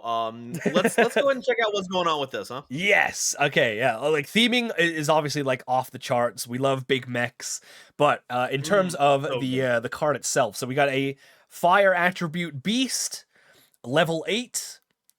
You can only use the following effects of this card once per turn. You can target one Therian monster or one Beast Warrior or Winged Beast monster in your graveyard. Special summon this card from your hand, and if you do, equip that monster to this card. And then the other effect is you can banish any number of Beast Warrior, or Winged Beast monsters in your graveyard. Special summon one Beast Warrior or Winged Beast Link monster from your extra deck with Link rating equal to the number of banished. And also you can, so basically the Tri-Brigade summoning effect that they all have. And then also a Therion monster equipped with this card gains 700 attack. Also, it can activate the second effect listed above as if it were Tri-Brigade Therion Zubin Kit. Ooh. I'd also look at there's a little extra thing at the end of the Tri-Brigade summoning thing. It adds a cannot be destroyed by battle. True. Link yes. effect on there. So I did skip over that. Yeah, thank extra. you. No problem. There's a lot of text in there. Holy cow. Yeah. The implications of this is kind of crazy. So this means that basically like any Therion can use the Tri-Brigade summoning effect at this point. Yeah. That's really cool. That is very, very cool. It also gives us another way to recycle our Tri-Brigades so that we can get their grave effects again once like the equipped Therion goes away. So that's pretty awesome. Yeah, also very true. This just means that we can build a Tri-Brigade Therion like hybrid now, because we can search or send Zubin Kit with the original kit or with Nerval. I think can so Fractal Fractal sends this too, right? Yeah, you can send it with Fractal. You could go down the kit line and send this after regular kit. Yeah. And then you can summon Regulus, equip Zubin Kit, which now gives you a Omni Negate, as well as the Tri-Brigade summoning effect. So that's kind of crazy. Oh my god, you can go Fractal, send Kit, send Nerval, search this, and then equip Nerval to it. So then when this goes away, you get another Nerval search. Grievous. Yeah, this is obviously very strong, but I don't think it's outside the realms of like what could be a card.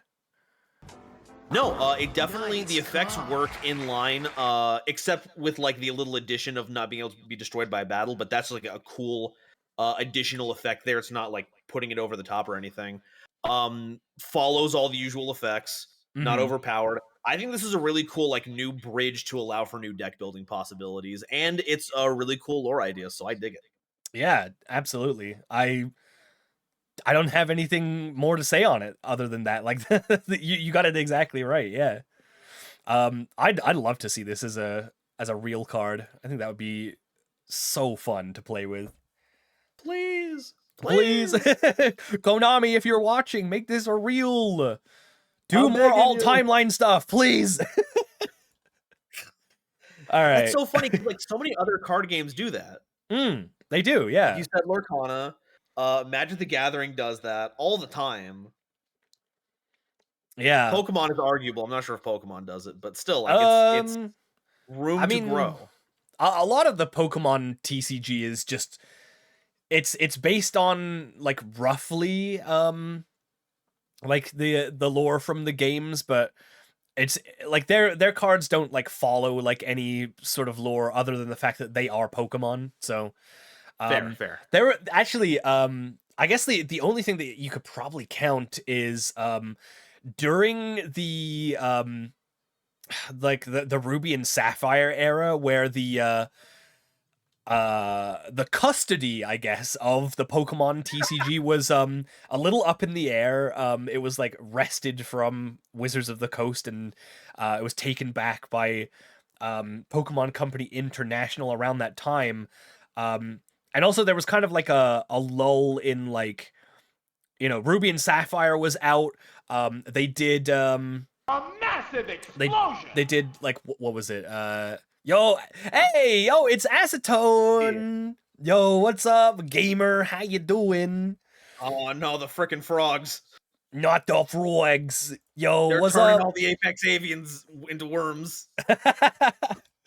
No, yeah. Yo, Acetone. We looked at your card already, but I'll put it back on screen right now. Because we were just about done talking about Zubin Kit here. We loved Mist Valley Apex Predator. Very cool. Big ups, big Hope ups. you had a great stream, by the way. Welcome in, everybody. Welcome. We are doing a custom card contest, and this is a card that Acetone did submit to this one, and it's very good. Don't show my bad cringe card. No, it's good. It's actually really good. We love it. It's awesome. No Holy fooling. cow. Yeah. No, this is great. But yeah, welcome in, Raiders. Hope you stick around. We're gonna do a big chat vote at the end of the session where we're looking at cards. I think we're like not even halfway through yet, so there's still a lot to look at. So stick around for that. You can decide. You can be a part of the democracy. Yeah, it'll be very love cool. democracy. You spent 20 minutes drawing that? It was 20 minutes well spent. We love it. It's great. How do you make your own? Well, submissions for this contest are unfortunately closed. However, if you do want to, know how to like make your own custom cards, I will link the one that I suggested for this contest. It's called cardmaker.net. I think that one's pretty good. You can also use Dueling Book, but I think this one's good if you just want to make a single card.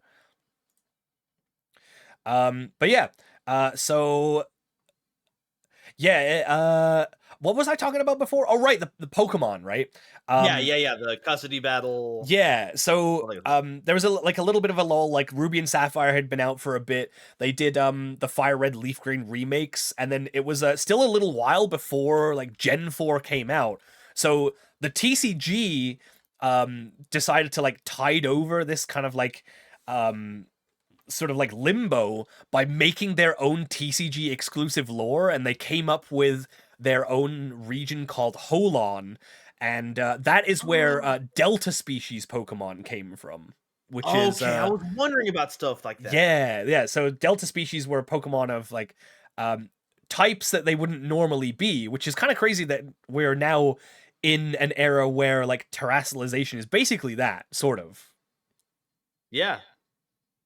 They were ahead of the curve. They knew they were doing divergent species before Galar knew what it was talking about. Exactly.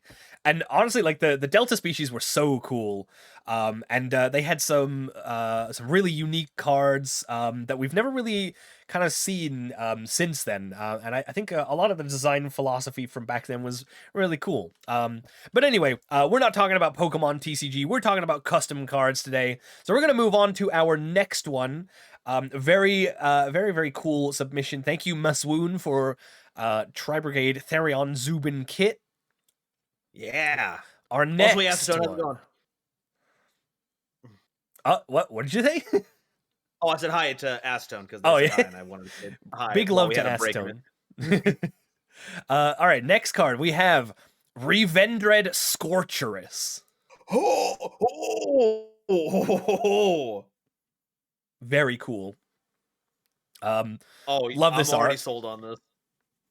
So the art is by Theme1352 on DeviantArt. Very cool for including art credit. Obviously this is based on Burstinatrix, I think, but I think we can realistically believe that this could be a Vendred card. So the lore of this one is that this is Revendred Anima, but Anima's soul was reconstructed by the I think it's Battle Lord, right? Yeah. So in making Vendred Anima, unbeknownst to Battle Lord, Anima's soul was also reconstructed, and she retook control of her body and basically becomes like a second Vendred Slayer and fights alongside the Vendred Slayer. Very cool. I do like the idea that there's a focus on like the legs being a weapon, so it's like a juxtaposition to Vendred's little arm blades. I think that was a cool idea. Yeah, I think that's very cool. Yeah. Yeah, let's see. In this timeline, Anima itself was not just a cruel mockery of Slayer's lover. When Battlelord's core stole Slayer's locket and used it as a blueprint for the other Vendreds to make Anima, they not only recreated her appearance, but they even managed to rebuild her very soul and encapsulate it in Anima as part of a twisted game. However, after being forced to witness a brutal beatdown on Slayer through the eyes of Anima, her own infernal emotions of fury and desperation caused Anima's core to overload. Now finally free from the grip of the grave, she fights in the night against the remaining Vendreds alongside the man she cherishes most. Using the same powers that were conveniently given to her reformed body by the foolishness of the Horde, born anew with her hardened human resolve, and the tamed core of a Vendred serving as her beating heart, Revendred Scorcherus bears the strength of both sides, and none of their known weaknesses. You love Very seeing cool. the power of love win, folks. Hell yes, we do. Yeah, this Also, one's very well written written piece on that one. That was good. Yeah. I love everything about this. This is great. So it's a level 6 dark zombie ritual, super in line with the stats that we have come to expect from the Vendred stuff. And the effect is you can ritual summon this with any Vendred ritual spell. This card's name becomes Revendred Slayer while on the field or in the graveyard. If this card battles an opponent's monster during damage calculation as a quick effect, you can return one of your banished zombie monsters. This card's attack becomes double that opponent's monster's attack until the end of the turn. At the end of the battle phase, if this card attacked or was attacked, you can change this monster to defense position, special summon one Vendred ritual monster from your hand or deck. This is treated as a ritual summon. Woo! That's very strong. However, it does force you to basically use your battle phase to get there, so it's balanced in that sort of way. Yeah, because it's at the end of the battle phase, so you can't just immediately go into like the Revendred Executor or something and then punch in for an extra 3k. Yeah. Yeah, it's at the end of the battle phase. I like that. Um, one quick thing is that it doesn't specify where you return one of your banished zombie monsters to. I'm guessing it's the graveyard, but it could also be the deck It or could, your and hand. it's a very it's a very relevant distinction because is it being sent back to the graveyard to set up with Mizuki? Is it being put back into the deck so we can set it up for a Vendread Link monster? Yeah, there's a lot of different things that this could lead into that we just don't know what it does. Yeah. I really like that her attack and defense mirrors the Slayer's attack and defense. Oh yeah, that was a nice touch. That's very cool. But basically, as long as you have a banished zombie monster, she beats anything in battle. She just becomes Yeah, double what she's battling. yeah, she just got honest loaded in those stiletto heels. It's very powerful. Yeah. But yeah, no, like this is very strong, but once again I think that this is definitely a card that could be printed. I mean, both of the effects are very strong. Like it basically auto wins battles as long as you have banished zombie monsters, which you will because you're playing Vendread and you're playing zombies also. And then at the end of the battle phase, you get to bring out like any Vendread ritual that you want. As long as it battled, of course. If it was attacked or it attacked itself. Which can be very cool. You can get out like a free Battle Lord, which can lock down a card type for your opponent, which is pretty interesting. Shockmaster's banned for a reason. Very true. Yeah, no. Definitely agree. This is a strong suite of effects, has really good synergy. I believe Tobito has specified it's supposed to go to the graveyard, so that's pretty good to Okay. recycle those zombie effects. Yeah. I also like that the fact that they used Burstinatrix as the base here calls back to that fan theory that the Vendread stuff takes place in I think they said Hero City #2. It's that's not one I interesting. personally ascribe to, but it is one that's like fairly out there, and it's cool to see it get lined up in there. I've never heard that before, but I think that's pretty cool. I like that. Yeah. There's like a skyscraper or something in there, and they're all like, that kind of looks like the one in Skyscraper. It's like, no, all right. Damn, where was Sparkman when all this was going down? That's Burstinatrix's husband. That's the Avenged Slayer. Oh, actually, you know what? Like Sparkman and Slayer look like kind of similar when you think about it. Hey? You know what? It could be. Huh? It could be. All right. Thank you, Toby, for that one. That was very cool. We're gonna move on to our next one, which is our first card to deal with the Vsauce lore. Ooh.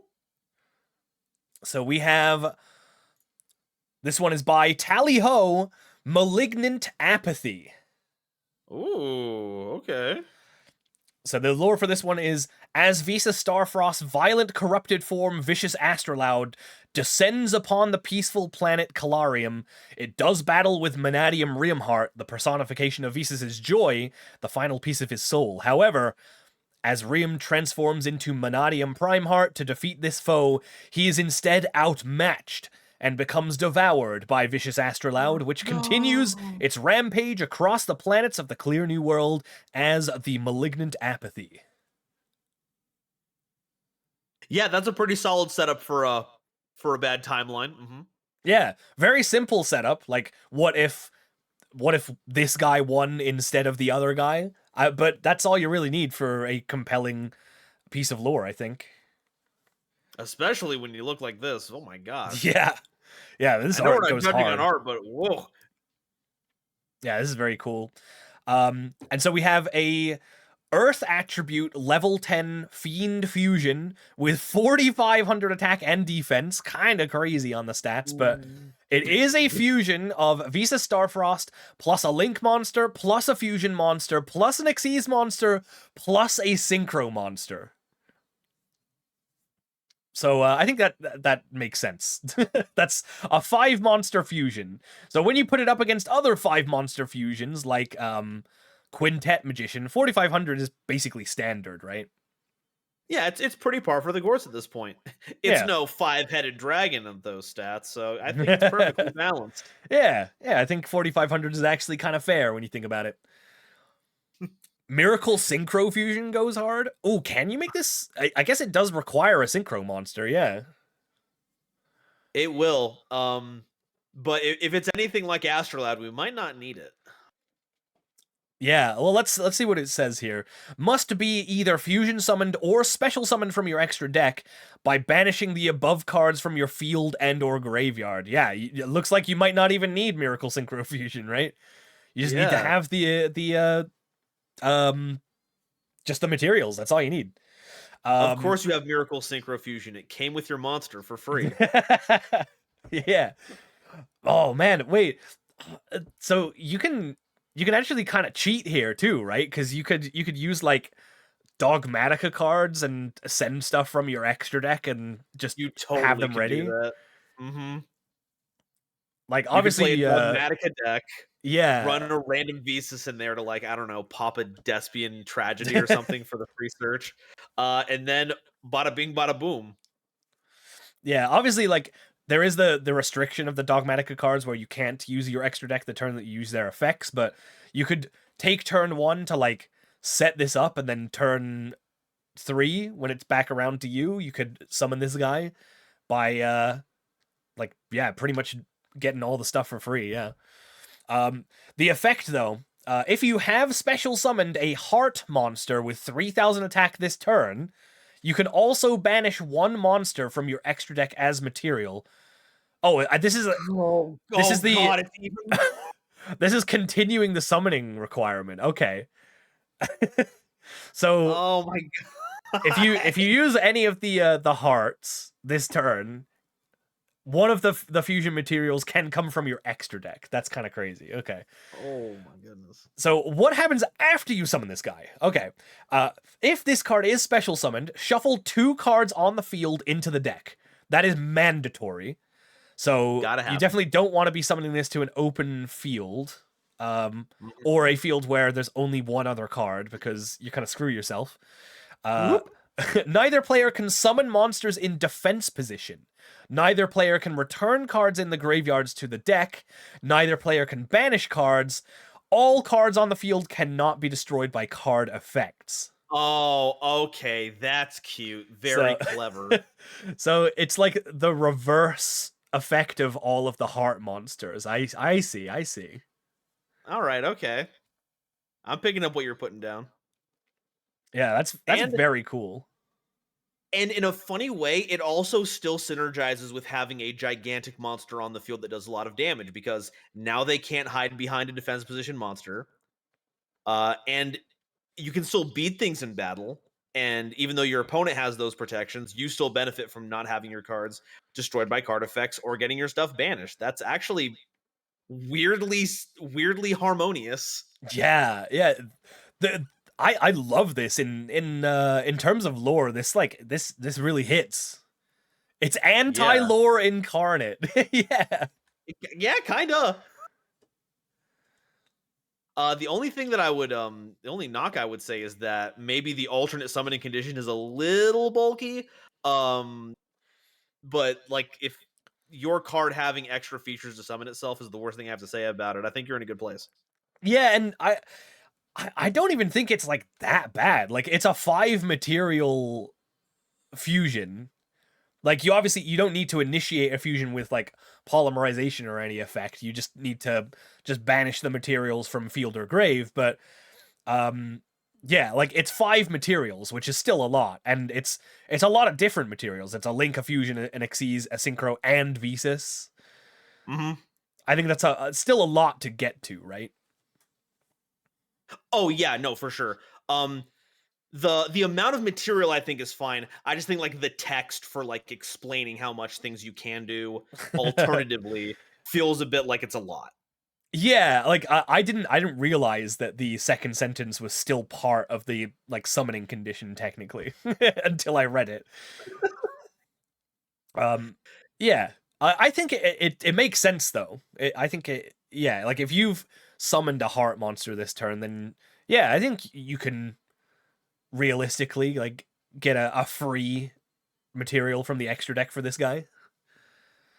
And to Yeah, be no, fair, like when this guy is out, he kind of doesn't do a whole lot other than just be like a big bungus, right? Like he's 4,500 and just he's got like a couple of like not super strong floodgates attached to him. Like, you know, no one can summon in defense. No one can return cards from the graveyard back to the deck. No one can banish cards, and no cards can't be destroyed by card effects. But none of those seem like that debilitating a floodgate, right? I'm trying to think about it in terms of like outing this. Because if you get something like Boral Sword Dragon, of course this can just run over this in battle. Mhm. That's not being turned off. On first glance, this means that you'd otherwise have to use either, like Dragon Dark is saying, a kaiju to get over it, Mhm. or using some kind of non-destruction removal, like bouncing. But like, if you use compulsory evacuation device, doesn't that count as returning a card to the deck? So is It it does. immune to things like that too? Well, no, because it all it says is neither player can return cards in the graveyards to the Oh, deck. great. Okay. Then never mind. Copy yeah, back this thing all you can compulse this. You can Nightmare Unicorn this. There's a lot that you can still do to this. Like, it shuts down. Like, you can't hit this with Caius the Shadow Monarch, I guess. Like, because you can't banish him. Yeah, there's a lot that you can hit with hit this guy with still. Yeah.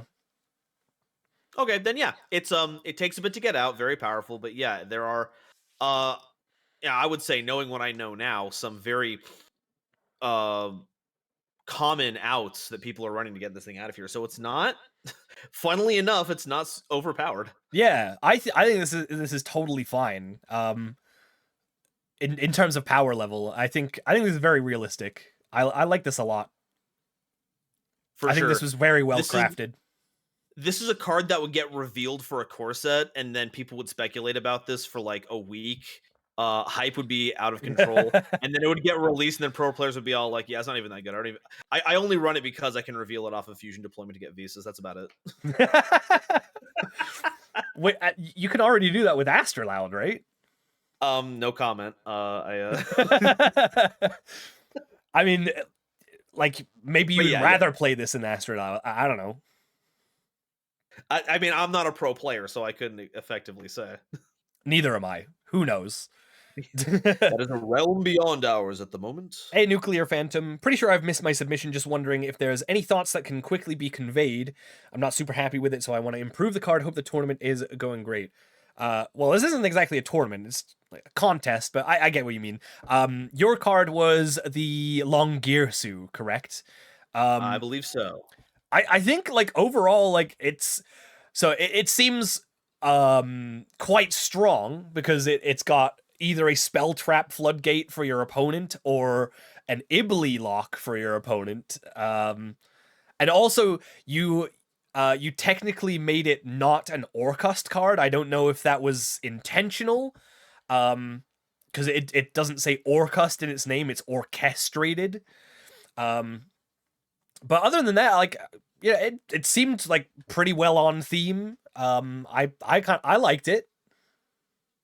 Yeah, I thought it was good. I believe I said that I felt the spell and trap negation was kind of tacked on there because it was good, not because it linked in with the lore at all. But aside from that, I thought it was a pretty snazzy card, and there was a lot of other things like the level and the typing and the attribute that worked really well for the story. Yeah. Yes, yeah, Yada, thank you for the hydrate. I did take some water. I'm gonna take actually another sip. Yeah. Get Stay those hydrated, electrolytes. everybody. It's what dinos crave. So the intention wasn't to make it an Orcust. Well, then I guess that's not a problem. But yeah, Alright. we liked it. You can also, of course, you can also go back in the VOD and see our thoughts in real time. And also, this should be turning into a YouTube video, so look out for that. We'll see. But yeah, so Malignant Apathy. I'm a big fan of this one. Very cool. Yeah, very, very solid, very good idea. And I love the fact that the payoff is that it's just the antithesis to all of the extra deck monsters. That was really cool. Yeah, that is great. That's very, very, very cool. It reminds me of Zark, but for Vesis. Actually, you know what? That's Ooh. a really good parallel. Yeah. Yeah, no, good good elevator pitch for Malignant Apathy. Mm-hmm. Yeah, very cool. All right, moving on to the next one. We have from King Cerulean. We have the White Maiden of Dogmatica. All right, all right. So, in this timeline, Ecclesia kills Albaz during their first encounter, having embraced the fanatical teachings of the Dogmatica faith a long time ago. Oh. Soon after, the Tri-Brigade would assault the Dogmatica to free their imprisoned comrades, but Ecclesia and the other soldiers of Dogmatica would strike back, and after the dust has settled, the remaining Tri-Brigade forces have either been captured or slain. As a reward for her services, Maximus would declare Ecclesia as one of Dogmatica's greatest saints, granting her the title of the White Maiden. Oh, I'm sad now. Yeah, No! I mean that's what bad end is, right? Yeah, no, you were on point and you understood the assignment. Ah. And Yeah, everyone I good. care about is dead now. Yeah, basically. A plus. This should bring your GPA up to a 3 at least. So as far as what the card does, we have a light level 8 spellcaster ritual. All seems good there. You can ritual summon this card with any Dogmatica ritual spell. Dogmatica monsters you control cannot be destroyed by card effects. During either player's turn, as a quick effect, you can target one fusion, synchro, Xyz, or link monster your opponent controls, negate its effects, also halve its attack until the end of the turn. You can only use this effect of White Maiden of Dogmatica once per turn. And it's 2,500 pretty attack. cool.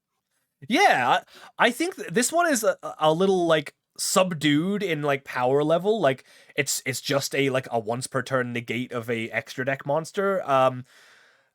But that's like fine, right? Like, you know, with all the other like Dogmatica support, like a card like this is like pretty decently powered, I'd say. Yeah, it feels like it's supposed to be like an inverse of White Knight of Dogmatica. I'm trying to look up the effect here really quickly. Yeah, because White Knight increases attack power if your opponent activates a card or effect by sending a monster from the extra deck to the graveyard. So this is like negating an extra deck monster and having its attack power. So I think that was a pretty good idea on that part. Yeah. I think the only thing I can say in terms of like PSCT on this is you don't actually need to specify during either player's turn if it is a quick effect. Like that is what quick effect implies. So unless it's a quick effect that can only be used during your opponent's turn or only on your turn, you actually don't need to put that on the card. Yeah, no, that's totally true. But like gotta we can love that totally time. overlook that. Yeah, God love that time before we had that codified where you had to look for that forward phrase that made the effect so sweet. Yeah. King Cerulean says, also White Relic of Dogmatica has the effect to protect the higher level Dogmatica from battle.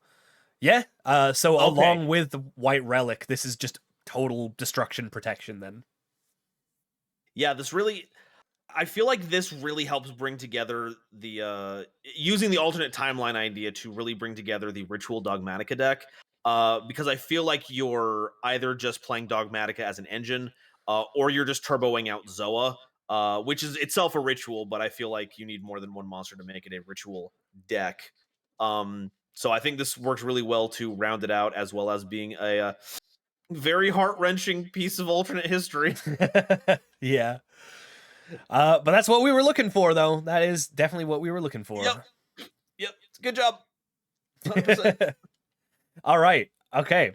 Very cool. Thank you, King Cerulean. We're going to move on to another dual terminal lore card. We do have ads coming up in 5 minutes, but we'll start talking about this one. And I quite like this one. This one's pretty creative. So this one Ooh. is Mind Deterrent, a quick play spell. And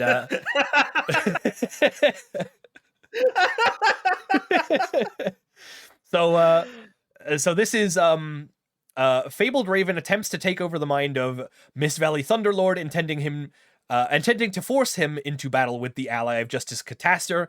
Ironically, the effect of Catastor would destroy Thunderlord if they battled on the field, but as long as they fight and cause havoc, it is enough for Raven. However, in this alternate timeline, the Thunderlord is able to resist the mind control of Raven and avoids an infight.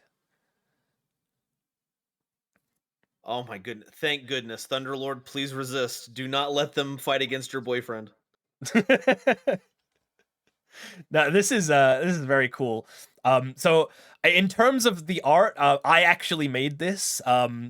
Sam submitted this with no art on the card, which is like totally fine. You didn't need to have art, but I thought this is just what like immediately what came to my head when when this card was submitted. Well, you did a bang up job on that one. I pretend I do not see it. I think this Fabled Raven though. I thought this was Valkyrus doing this, or It is Valkyrus. Okay. It is. It's either Valkyrus or no. It has to be Valkyrus because Leviathan doesn't give a hoot and a holler about this. Ragen and Valkyrus are the two that are doing the fighting, and this doesn't look a thing like Ragen. So yeah, this is that big old synchro that is going to turn into a nice set of pants for a Necroz later on. Yeah, very true. So the effect of this card is very simple. It is if a monster effect is activated during the battle phase, or during battle, but I guess, yeah, during battle phase is probably what that means. Negate that effect, and if you do, the next time your monster would be destroyed by battle or card effect, it is not destroyed. This change lasts until the end phase. Okay. So a very simple little battle trick, or technically an anti-battle trick when you think about it. Oh.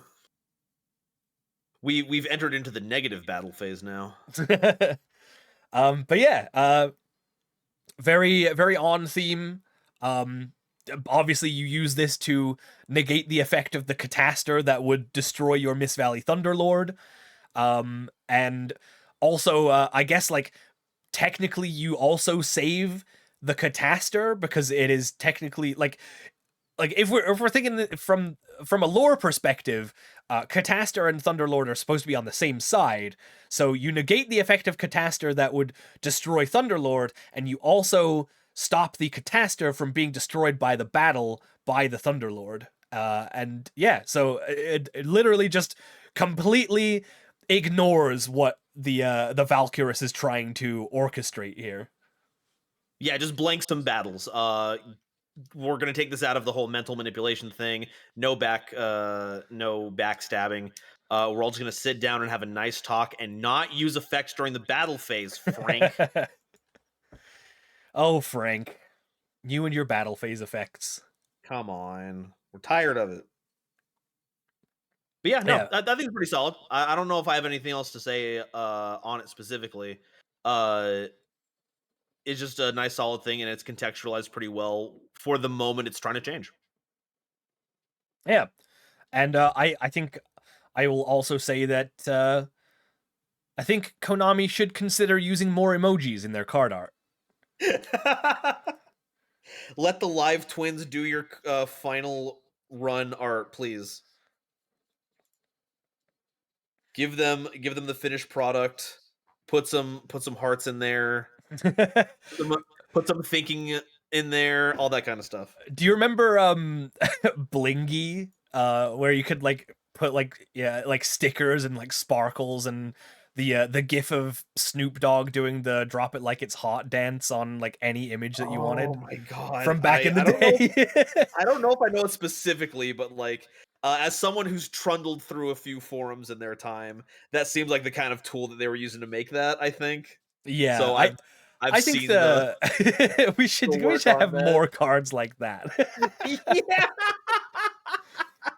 Oh man. All right, we do have an ad break starting about now. So we'll do a little pause before we go to our next card, and we'll go back over what we might have been looking at the last couple. Um so what's been your thoughts on like the since the last break that we had? Oh my gosh, I think I need a list. We're getting to that point where like it's hard to keep in mind all Yeah, the excellent submissions we've had so far. and we still have quite a few to go through too. So we have Mind Deterrent, we had Dogmatica Maiden, Malignant Apathy, Revendred Scorcherus, Tri Brigade Therion Zubin, Pot of Cursed Charity, uh Kagami Hime the Manifested Mikanko, Fallen Albion, Dragon of Despia, Isle of Wight, Mist Valley Apex Predator, God Emperor Jerry Beansman, World Legacy Rejection, and the Long Girsu, which I forgot to save the full text of. Oh my god, I forgot about God Emperor Jerry Beansman. That's gonna be a tough one to beat. That is gonna be a tough one to beat. If we let's put him on screen, he deserves it. There you go. Yeah, and in the interest of updating card art by using Blingy services, I would like to submit the idea of God Emperor Jerry Beansman just hidden the gritty. He's when are we hitting the Gwitty? I've got to say, out of this last batch, definitely Scorcherus and White Lady of Dogmatica have been standouts. I liked how they were executed, and also I'm just a sucker for those lores too. So a little biased, but that's fine. I'm the judge. I do what I want. Yeah, exactly. Man, it's been really close to call. Like, Tri Brigade Therion Kit was great. Oh yeah, that was Malignant good. Apathy was really cool. Pretty solid. Man, yeah, like it's so tough to pick like a front runner currently, I think. Let me see how many we got left after this one. We got 1, 2, 3, 4, 5, 6, 7, 8, 9 more cards to go through. So we're just about like just after the halfway point. Gotcha. Man, I'm gonna gush a little bit once again. Thank you all for sharing your cards with us. The creativity and ideas that are being showcased here are just they're so awesome. Holy cow! Yeah, absolutely. Yeah, this has been really really great. I think we're definitely gonna have to make this uh a reoccurring thing that we do. Maybe like a once a month custom card contest would be super fun to do, I think. And if you have any ideas for future card contest prompts, make sure you put them in the suggestions channel in the Discord. And that goes for any suggestions for any kind of content. You can do that at any time. I bet you guys can't beat me to the suggestion box because I'm going there right now. All right, I look forward to seeing it. All right, looks like we're back from the ads as well, so we can move on to the next card, which is Alrighty. from Wyvern. We have Servendred, Mutated Battle Lord. Ooh. So another Vendred lore card. So this is, let's see, where's the lore for this one? This one is, during the vicious battle between Slayer and Battle Lord, the vengeful zombie was struck down by the powerful foe. Battle Lord took relish in this defeat, removing the essence of Slayer and taking the fallen warrior's body into his own. The mix of rage and sadness along with Slayer's own DNA mangled by the strange virus in turn caused Battle Lord to change. The towering zombie's pale blue skin and armor hardened into a smooth black alternative that was much more resilient to damage. The black armor moved down to his blade, fusing the weapon to his arm like an extension of his limb. His size was also increased, causing the Goliath monster to ascend to giant-like size. With one final bellowing roar, the newly mutated Battle Lord commanded all of its zombie legion to go out into the world and claim it as theirs. Like their master, the zombies mutated as well, taking on the title of Servendred, planning to make the rest of the earth subservient like them. The sun rose once more over the fallen city, but this new mutation was the beginning of the end. Even the sun held no power to stop the foes. Could anyone bring forth any renewed hope? Yeah, that seems pretty doomed, actually. Yeah, this is the doomed timeline from the Vendread lore.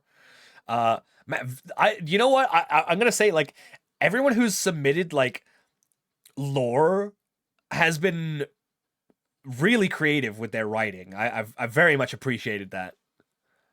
Yeah, y'all are killing it. It's so good. But basically, we can boil this down to: what if Battle Lord won over Vendread Slayer? Okay, yeah, well, if you're gonna just reduce it down to that, then sure. I mean, that is the crux of it, right? Like, literally, like, the prompt is make your card ask a question. What if X happened in the lore instead, right? Like, that's literally, like, at its most base form, that's what the prompt is. And That's true. yeah, excellent question. What if Battle Lord won? What if Shockmaster was back? Nope, I've already used that joke. Go back, edit that out. Don't use that again. Oh no, I'm sorry. It's part of this timeline now. We're not. Oh, We I'm can't living make an in my own alternative. bad end. All right, so in terms of what this card does, though, it's a dark level 12 zombie ritual with 3,500 attack. Wait, hang on. I was reading from the text that was submitted. It says 3,500 attack, but the card says 3,000. So I'm not sure what to think now. So it's either 35 or 3,000 with 2,500 defense. And it says you can ritual summon this card with any Vendread ritual spell. When a monster would be special summoned, quick effect, you can send one Vendread monster from your hand or field to the graveyard, negate the special summon, and if you do, destroy it. And if you do that, you can special summon one zombie monster from your graveyard. During the main phase, you can target a number of Vendread monsters that are banished or in your graveyard, up to the number of Vendread monsters on the field that were used for this card's ritual summon, special summon them, but shuffle them into the deck when they leave the field, and you can only use each effect of this guy once per turn. Huh, okay. Well, it's interesting to see them bring back the whole using material on the field theming that was the beginning of that. And it just lets you buy back the material to do it again, which was one of the big weaknesses of having to have all your material on the field. Yeah, and also very on theme with him, like, bringing back, or like increasing the size of the horde. I like that. Yeah. And it also has a special summon negate effect. I'm gonna say it. I'm gonna say the I word. Inherent special summon negation. Hey, I'm glad someone's saying it. I mean, what's the official term? Built in. It's the same thing. It's the same thing. That's Just literally what inherent means. Yeah, come on. Oh man. Anyway. Yeah, very strong. It not only is it a summon negate, it also summons a zombie monster from your graveyard afterwards. So you can just, like, whatever you send to graveyard for the effect, you just get to plop it back onto the board. And or your best zombie that you have available. Yeah, absolutely. And it is very easy to get to. I believe it's Revendread Evolution just lets you send a material directly from the deck. So you just send one Sir Vendread, get another one. And even though this one will explode, that's what the original ritual spell is for. I forget exactly what the name is. But you just like it's Evolution, Vendread, I think, right? Yeah, Revendread Evolution. I think that's no, that's the one that sends from deck. Revendread Origin, that's what it is. That's it. Yeah. But yeah, so once you get that done, now you have two Sir Vendreads in graveyard. Use Origin, banish one, summon the other, and now it's permanent. And now you have this big summon, inherent summon negating, board building monstrosity with 3,000 and or 3,500 attack. It's kind of wild. But like it's not like super strong either. Like in terms of, like it has no natural protection, so like, sure, this is very strong on your turn, and yes, it can negate some summons. But you can literally just like Raigeki this guy, and he's dead. He's out of there. You know. Well, I mean, if there is no Origin to protect him, of course. Thankfully, Origin only works on Slayers, so we wouldn't be able to use Oh, this. okay. But that's kind of like the cool thing about zombies is I believe very few of them have inherent protections, and the ones that do, like Eldritch, don't stick around for very long. Mm. But that's balanced out by just how easy it is to get these jerks back onto the field. Yeah, they are Like zombies I said, a after whole all. exactly, they're rising from the grave. I made a whole thing about having to use Origin for like bringing this back the second time, but it's been properly summoned. You can just banish a Mizuki and get this guy out. It's all good. Yeah, I think this is this is pretty cool. Why don't they do this? Come on, make a Battle Lord 1 card, please. help More my Vendred boy lore. Vendred. If I I think had a choice between Vendred and my girl at the zombie apocalypse, and then everyone else can get the rest of the copy pasta. I'm too old to figure that rest of that stuff out. Yeah. All right, sorry, you were saying. No, I think like the fact that the Vendred lore is like so good, and it being a TCG exclusive archetype is like so cool. Yeah, they used to be really good at that. Like Noble Knights was just like a riff on King Arthur. Burning Abyss had some good settings for it. And then recent sets is just like, yep, that's a race. Mm-hmm. And we're done. Yeah. I mean, I like Gold Pride, but Oh yeah. like, yeah, it's pretty open ended. Pretty much anything could be a Gold Pride card, to be fair. Like, as long as it's something to do with like an intergalactic like space race. Like, yeah. I mean, I also Yeah. I love Redline. That's like one of my favorite films, if not my number one favorite film. So I guess I'm kind of biased. I gotta sit down and watch that. It looks so ridiculous. Oh, please! It's so good. I love that. I love Redline. It's man. Yeah, just watch it. Okay, got it. You'll keep me here for way too long if I start talking about Redline. All right, let's move on to the next subject. Yes. Which is by Tom Raboni. This is El Shaddoll Apocryphort. All right. So this is the lore is as follows. El Shaddoll Construct is able to completely defeat and control the Qliphorts before the Infernoids are able to be released. This results in the Shaddolls overwhelming the terminal world and hybridizing with other beings, such as this combination of Construct and Apocryphort Skybase. Okay, I dig. Yeah, so for those of you who don't know, the Qliphorts were actually supposed to be the good guys until Tierra decided to be a butt about it. So Shaddolls being too fast for even Tierra or the Infernoids. And I assume that just means that the tree never... Oh, I guess them pulling the tree out of the ground is kind of their whole deal. But just taking over before they have a chance to influence anything and just being like, no, we're all Shaddolls now, deal with it, is a very interesting idea. Very sorry. Yeah. The idea of that just kind of set me into a spiral of like cause and effect. No, I wasn't even thinking about it like that. Like, yeah, I guess like technically the Qliphorts were kind of the good guys, like at the start, because they were fighting against the Shaddolls, which are the bad guys. But I feel like I like Shaddolls are more of like a fan favorite than Qliphorts are, so they're seen more as yeah. like like I don't know, like they like people like Shaddolls better. I guess I don't know. It's another one of those things where you just don't know it unless you've like read the material that's been translated over. Because if you just look at the Qliphorts, they are super bad guy coded, like faceless giant machines coming out of the sky or the ground. Yeah, those have got to be bad guys. Like there's no cute animal mascot for the Qliphorts. There's no pretty people to represent them, like the spiritual beasts. But no, I guess good guy might be attributing a bit too much autonomy to them. They're like an antivirus program. Yeah. That goes horribly wrong.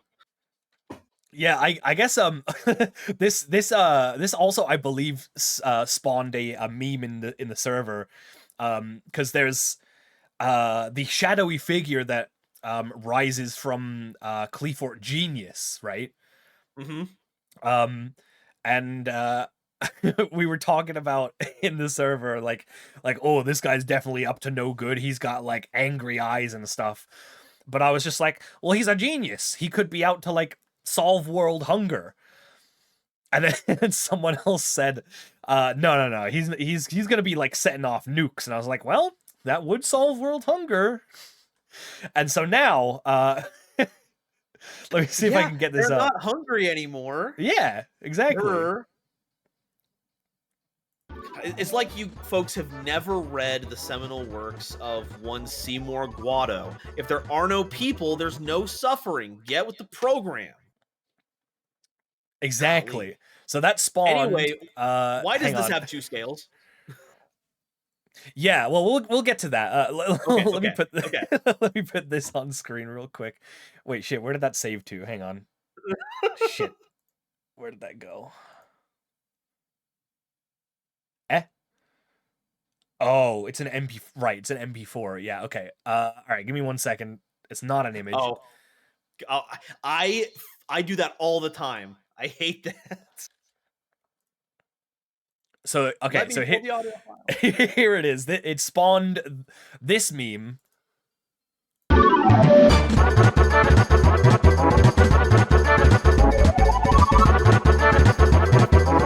This is golly. So I loved that. That was great. I can see why. But yeah, so that was a fun little like tangent that we all went on, talking about like Cleaforts and stuff. But yeah, so back to the card. Oh shit, where is it? There it is. Okay. Yeah, so we have 2 different scales. Which, you know what? I actually did not even notice until you pointed it out. It is a little unassuming. Yeah, I'm guessing these are supposed to be like depending on which pendulum zone it's in. Like if it's in the left one, it's a scale 1, and if it's in the right one, it's a scale 9. Finally. Good. Like it's about damn time. Right? Like this is just design space that they never explored. Like why do they even have 2 pendulum scales on the card if they're just going to be the same anyway? Wusses, all of them. They had one set where pendulum was tier 0 and they're all like, oh no, we have to backpedal everything. Wrong. You had tier 0 formats for everything. Lean in. Yeah, I don't want any of this like one pendulum monster that changes its scale depending on what zone it's in. No. That's cheating. Fix it. Yeah, like I guess they're just too scared of making pendulums more confusing for people, like, because they are the most confusing mechanic in the game. Oh well, I guess they're just not strong enough to play Yu-Gi-Oh! Whatever. I guess not. /S. /S. All right, so what does this card do? So we have an Earth level 9 machine fusion pendulum with 2,500 attack and 2,900 defense. The 2 different scales, 1 and 9.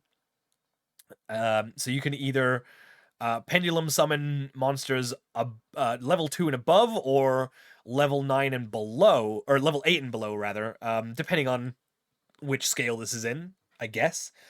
And let's see, we'll start with the pendulum effect. Your Shaddoll monsters have... This card is always treated as a Shaddoll and Klee card. You cannot special summon monsters except Klee monsters. This effect cannot be negated. Once per turn, you can target 1 Klee monster in your graveyard, add it to your hand. So that's already kind of crazy. So how does this work in like Yu-Gi-Oh syntax? Your Shaddoll monsters have this is always treated as a Shaddoll and Klee card. Does that apply to Shaddoll monsters in the field? Does it apply to Shaddoll monsters anywhere, or like how does that apply? Yeah, this is another uncharted territory situation. Because if it was like a Yang Zing card that would like give its effect to something, it would say like a monster that uses this as material gains this effect, and then it has like the period on there to like denote that that's the effect that it gains. Mhm. But what they're giving here is not an effect; it's a card condition. And being able to provide that has never been done before. Um, and like you mentioned early at the start of this question, it doesn't specify from where, and that's really important because things like the Klee pendulums will limit you from special summoning specific monsters. But will this make your Shaddoll Falco in graveyard count as a Klee monster? I do not know. I have Yeah. to assume that was the creator's intent because otherwise I don't know why you would do this. But I feel like a bit another pass on this one to clarify would be a good idea. Yeah, I feel like that's got to be the intent, right? Like to Yeah. bypass the Klee summon restriction just to make Shaddolls also Klees. Yeah. And of course, because this is a Klee pendulum monster, it has that restriction in its pendulum scale. But it also lets you recover a Klee monster from graveyard and add it to your hand. How often do Klee monsters go to the graveyard, being pendulum monsters? Not often. Sometimes you could do things where, like, you get rid of the scale and you like exceed summon with them. Um, but I think another thing that you can do here is because of El Shaddol Apocryph for its own pendulum effect, all of your Shaddolls are also now Klees, so you can get all your Shaddolls back into your hand with this too. Oh, yeah, actually, yeah, you're right. I literally forgot. Yeah, Shaddol Sure. monsters are now Klees. Yeah. Okay. They're pulling Yeah, a fast that's pretty one on good. you. That's pretty good. All right, and then as for the monster effect, and I guess we'll start with the summoning condition. It is a fusion of one Shaddol monster plus one Apocly monster. So we can't use any old Klee monster as fusion material. It's got to be an Apocly, which there's only a couple of, right? There's Skybase, Towers. I think one more is there. Yeah, there's Tower, Skybase. There's like a trap card that counts as 3 tributes for an Apocly monster, and I forget if that itself is an Apocly monster, but I think it's safe to say there's just like 2 of them, and that's it. Hmm. Okay. But hey, you Um. can still search them out with Scout, so Yeah. bada bing.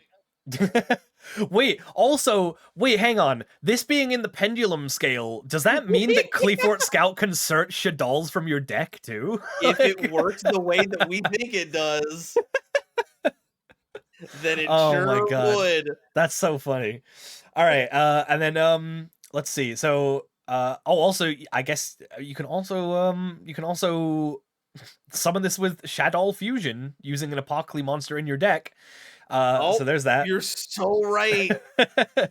So right. So what does this do when it's out? It's unaffected by card effects except Shaddol and Klee cards while you control a face-up card in the Pendulum Zone. When a Okay. special summoned monster your opponent controls activates its effect, as a quick effect you can negate the activation, and if you do, take control of it until the end phase, then destroy one face-up card in your Pendulum Zone. If this card in the monster zone is destroyed, you can place this card in your pendulum zone, then target up to one Shaddol spell trap in your graveyard and add it to your hand. Hmm. So we've That got is the normal like Shaddol fusion monster recovery effect paired with the like the a pendulum extra deck hybrid effect of being placed in the pendulum zone instead of going to the graveyard. I like that. Yeah, this is almost like strangely reasonable for a card. Hmm. Like at least so far as the monster effect goes, because the negate only works on special summon monsters, so hand traps are still out of the range of this one. Taking control of it is only temporary, so it's not like a permanent, haha, got mine. And I believe you also have to destroy a card in your pendulum zone, so you still need to maintain your scales to not only use that effect, but also keep this thing unaffected by other card effects. Yeah, you So there's a have to lot going have on a for card in this. your pendulum zone to make this work. Yeah. Yeah, so there's a lot going on here that makes this just like a reasonable choice between either summoning this or summoning base El Shaddai construct, I feel. Yeah. It's pretty. I mean, the effect is pretty close to Shekinaga, right? Like the Shekinaga can negate special summon monsters' effects. But then this also takes control of it rather than destroys the monster. And It rather does than the sky base thing on top of it to yeah, really exactly, solidify the yeah. connection. So I mean, obviously, like implied by the art, this is Shekinaga plus Skybase, like mashed together. Yeah, that Um, old chair was getting a little iffy. We had to go to IKEA get a new Apocly. yeah, very cool. Yeah, I guess like the only thing is like that first condition in the pendulum effect probably needs to be reworked. Blurb in the chat says you probably have to word it similar to an effect rewrite like malefic territory. So rather than giving your Shadal monsters this line of text, you could just say like I don't know, like Shadal monsters are always treated as Klee cards or something like I don't know. Like there's some way to write it, but like the That would intent is there. Yeah, that would also work as a way to keep it so you could pendulum summon your Shaddals. And then it might make the second pendulum effect a bit more reasonable, so you're not grabbing Shaddals out of your graveyard. Because now it's affecting the scale, not changing the card name of every Shaddal that you own, I would say. Mm. Um Oh man, if they said your Shaddal monsters in your possession have this card is always treated, that would work. Are cards in your deck in your possession? Yeah. Okay. There's like several cards that like prevent possession being changed or only trigger when a card is in your possession. And that encompasses any time a card is basically on your side of the field, whether it be deck, grave, your banished zone, all that kind of stuff. All right. Okay. Yeah, I guess that would work then. Cool. All right. Well, I like very cool mashup of Shekinaga and Apocalypse Skybase. Yeah, like aside from that first part on the pendulum effect that's like maybe a little bit confusing, I really like this. Yeah, this is a really solid card. Incorporates the effects of the ones that it's referencing in meaningful ways that don't turn this into just the if I resolve Shaddai Fusion, I win the game style effect. So Mhm. I would love to see this printed. If this becomes part of the dual terminal packs, I would not be surprised. Yeah, I could definitely see it. All right, moving on from that, we have from the Lich King, we have Poison Dragonfly. So this is an anime alternate timeline. What if Pharaoh Atem was able to use the Eye of Timaeus on the poison butterfly in his battle against Weevil? Oh, okay. I've seen this one before. This one is a previous entry in one of my custom card things, and this is pretty neat. Oh yeah, okay. Um I mean, like first of all, yeah, like great precedent for like alternate timeline. Um yeah, like what if Atem was being less of a dick and Timaeus actually consented to fuse with the poison butterfly? Uh, Timaeus, be cool, man. We're a team here. Listen, Timaeus, if you don't let me fusion summon, I'm going to beat the ever loving shit out of this 10-year-old kid by activating a trap card that lets me attack infinite times with Breaker the Magical Warrior. Is this? Do you want Berserker Souls? Because this is how you get to Berserker Souls.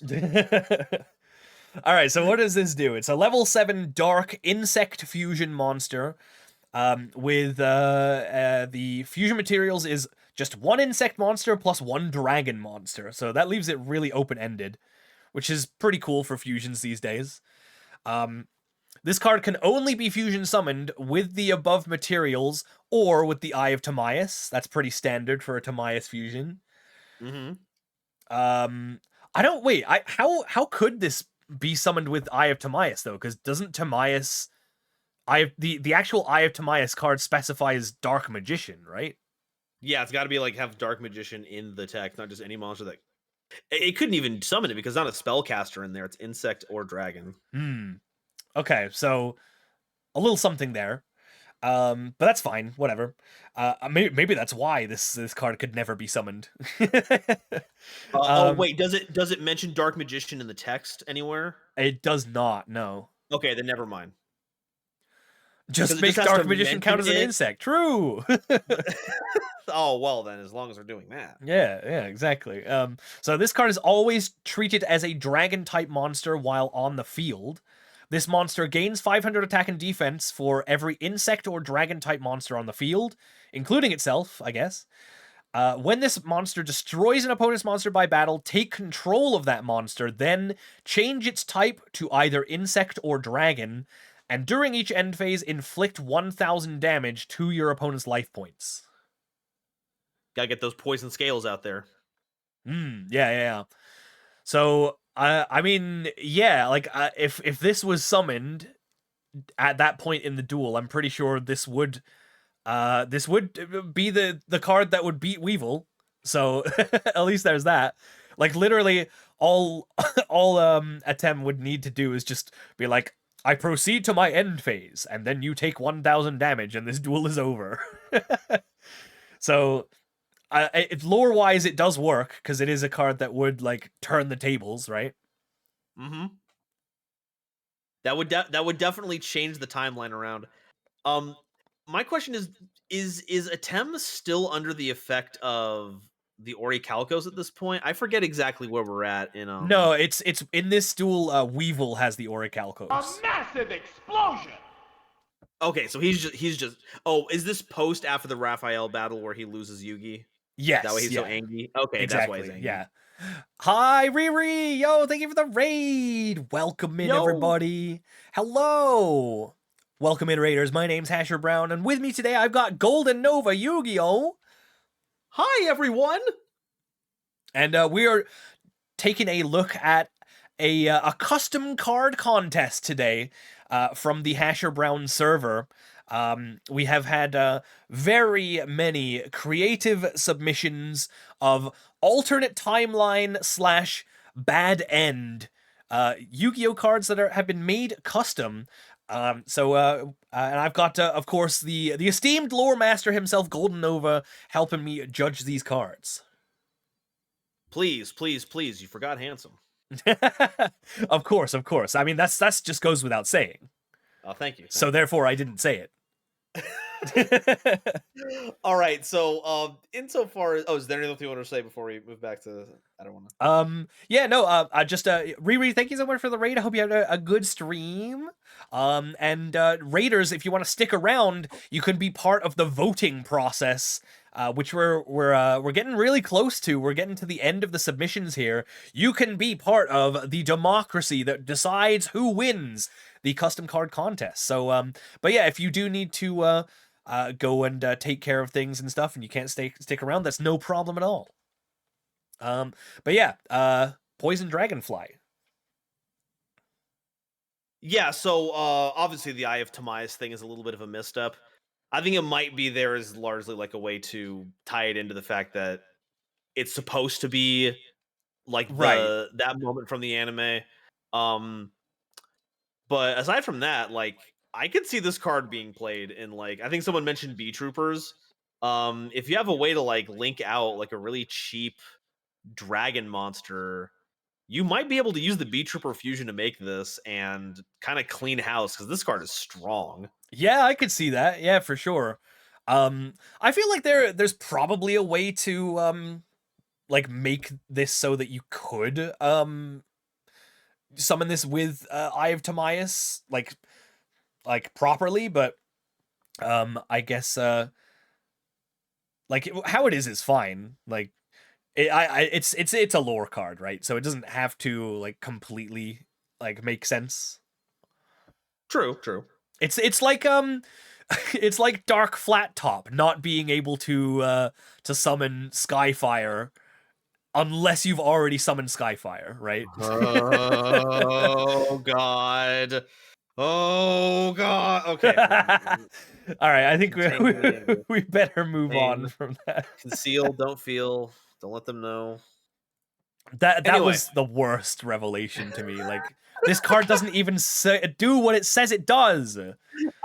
Why? Like, it's useless. Like, The biggest wake up call to anyone thinking that Yu-Gi-Oh that reading the card explains the card, because Yeah. it does not explain the card. it literally doesn't. Yeah, Professor. man. All right. But So yeah, moving maybe find a on. way. Yeah, like maybe finding a way to put Dark Magician on here just to make it all cohesive. Yeah, I bet But there's probably a way. moving past that, really strong card. It's Goyo Guardian with upside, gets huge, deals passive burn damage every turn. Yeah, solid card. Yeah, I think so too. All right. So next card we have the White Albion of Dogmatica. Oh, what is this? So this is so as the name of this card implies, White Albion, meaning that Albaz was either absorbed or killed by Albazoa during the final battle, meaning that instead of Dispatter, Albazoa transformed into this horrific restore? I don't know what that means. There are no hints in red, meaning a darker sense Aluber didn't get killed but escapes. But if you look closely in the chest, you can see almost a humanoid figure in the middle. This implies that Ecclesia was also absorbed by Albazoa. The scenario this would be in this alternate timeline would be that Albaz made it to the Despian Theater, but finds no one but Cartesia, aka Ecclesia, but it was a trap so that Albazoa could absorb not only her, but Albaz's power of the White Brand. With both of them absorbed, the beast destroys the theater and reveals itself to the allied forces, and by the looks of it, Albaz and Ecclesia were gone, with no hope of defeating the monstrous god before them. If, in this case of events, all hope is lost, or is it? We'll never know. This is my interpretation on White Albion. This is by Brian, by the way. Brian, the Omnipotent Lord. Well, Brian, excellent job on that. Whoever made that art, thank you. Personally. Yeah, if we can get art credit on that, I'd love to check them out. I want to throw money at them immediately. Yeah, for sure. Like they man. remember to put parts of the theater on there as like armor. That was such a good detail. Golly, I'm losing it. All right. And then as far as the card text, so we have this is level 12 light spellcaster ritual effect with 5,000 attack and 2,500 defense. You can ritual summon this card with Dogmatic Calamity. Cannot be ritual summoned except with a Dogmatica card's effect.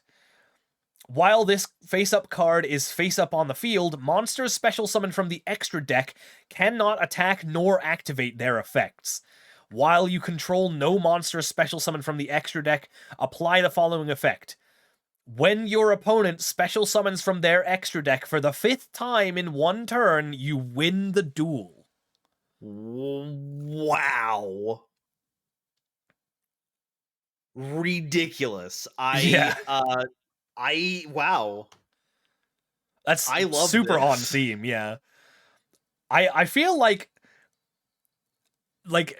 you'd be a fool to summon from the extra deck while this card is out in the first place. Because it already says that monsters that have been summoned from the extra deck can't attack or activate their effects.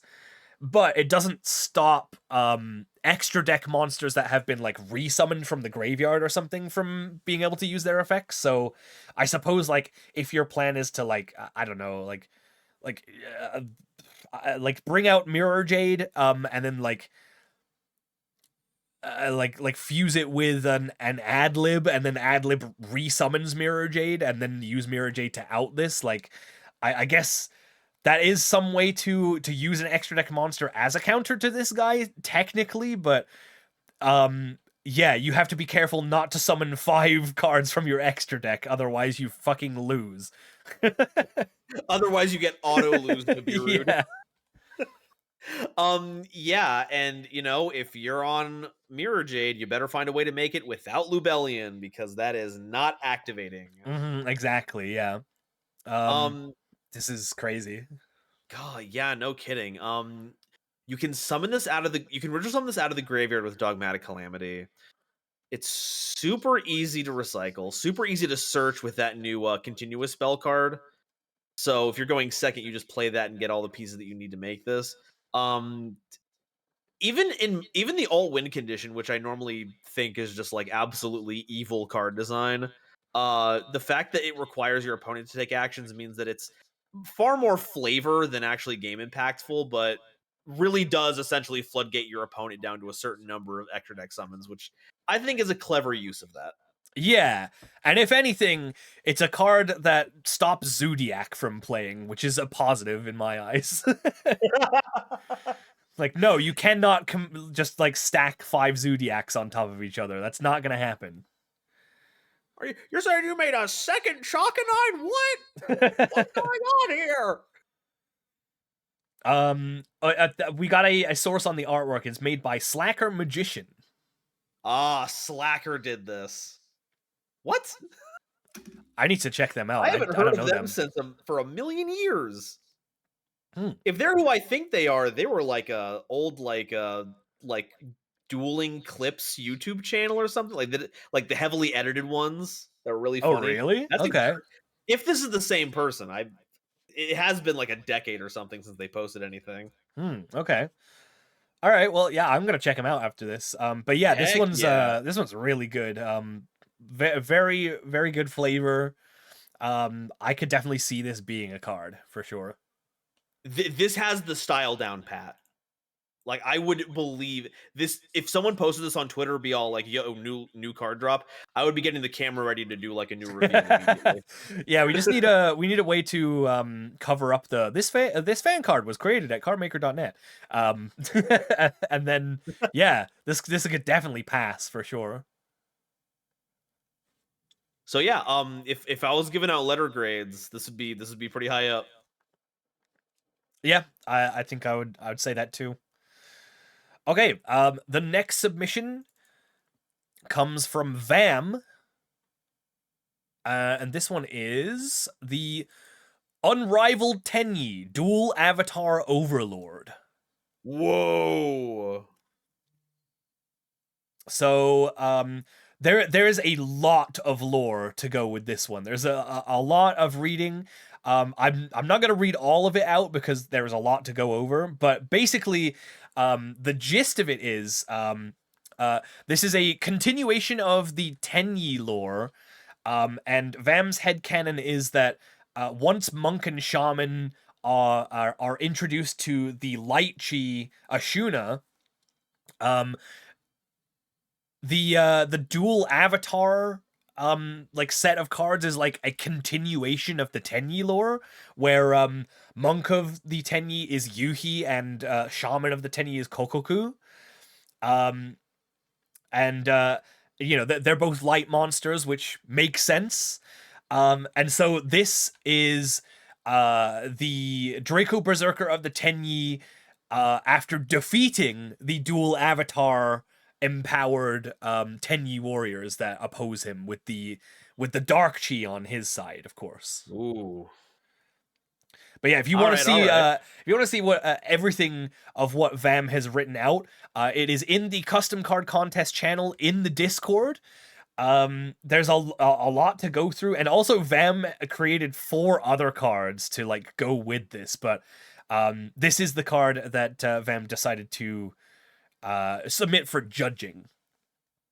Yeah, the showcase monster, if you will. Yeah. Um, Yeah, I believe Vam let me know that theory a while ago, and I don't know if there's any like hard evidence to that one, but he said it's his head canon, so that's not necessary to have that. But I do like the idea that like shaman like fights like the fans, which leaves their legs open, so that's where you get the dichotomy of like fists and feet for that. So I think that was a really mhm. cool idea. Yeah, yeah, I think that's pretty cool. I mean, I could definitely see it being real for sure. But even if it's not, like this could still kind of like exist, right? Like this is still the bad end timeline where the Draco Berserker wins over the light chi wielding monk and shaman, right? Like, Yeah. so even without the headcanon, this is still something that can technically exist in an alternate timeline. Um, Hmm. but yeah, I really like this. I also I love the use of Zera Ritual as like the throne in the back for the Draco Berserker. That's pretty cool. You'll love to see it. It does have. At first, I thought it was the DDD guy that has a throne. Oh, Kali His name Yuga. is- no, the not Kali Yuga, the pendulum one. Oh, Ragnarok, that's it. Ragnar. Yeah, yeah, that's it. But Yeah, no, this is totally Zera. I can see those wonderful pants. yeah, yeah. But the way that the Draco Berserker like obscures the art, it just looks like a blue cushion on the sheet on the seat. Oh yeah, yeah. I like it. It's pretty cool. And like his hands are like on like the hands of the chair, so he's like getting up out of it. Like, all right, you little punks, let's do this. Yeah, yeah. So This is very cool. it's somehow come together to create a very good line of action for what's happening. That's very unexpected. Hmm. But this contest is not about the art. It's about the theming and the card itself. So we have a rank 7. This is our first Xyz monster, I think, right? Oh, I think that's the case. Yeah, so rank 7 Dark Worm with 4,500 attack, 2,500 defense, which is the combined stats of Draco Berserker and Vishuda. Oh I wow, like that. okay. The summoning requirement is 2 level 7 worm monsters. So this is basically like 2 of the big, like basically either 2 Vishuders or Vishuders, 2 Vishuda Hey, y'all. Have a or shooters. 2 Ashuna or one of each or something like that. Or once per turn, if a Draco Berserker of the Tenyi battled this turn, you can also Xyz summon Unrivaled Tenyi Dual Avatar Overlord by using 1 Draco Berserker of the Tenyi you control as material. So it's got a Zeus clause. And that was a pretty good idea. And then once per turn, if your opponent activates a card or effect, you can banish 1 fusion monster from your extra deck or graveyard, special summon 1 Dark Dual Avatar token, which is a Dark Worm level 2 with 0 attack and defense. While you control a light Tenyi or Dual Avatar non-effect monster, this card is unaffected by monster effects. Okay. So I guess that is put into effect once you put the dual avatar token into play, because it would be a normal monster. So But it's dark though. The token that this creates is dark. okay, true. So yeah, but that's a non-light.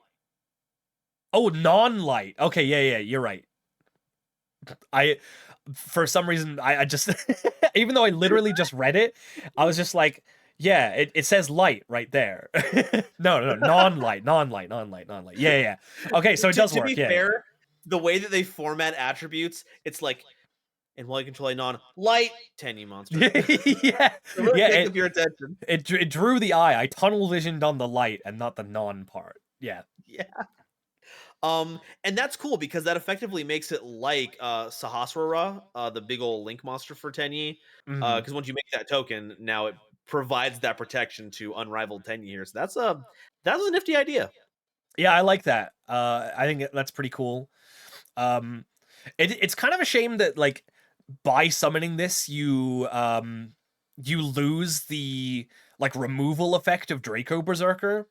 But making a 4,500 attack unaffected dude is still pretty good. Yeah, I could totally see this, like, you attack in with Draco Berserker the Tenyi. You try to, close out games. If for some reason they survive after that onslaught, you put the Xyz version on top of it. Eventually make the token at some point later to give this protection. To make sure that you survive the next turn, and then you try to do all that over again. Hmm. I mean, The next turn it's also with a not new. hard to make this token, right? It's literally like when your opponent does anything, make a token. Yeah, so you're gonna get that protection pretty soon. Yeah.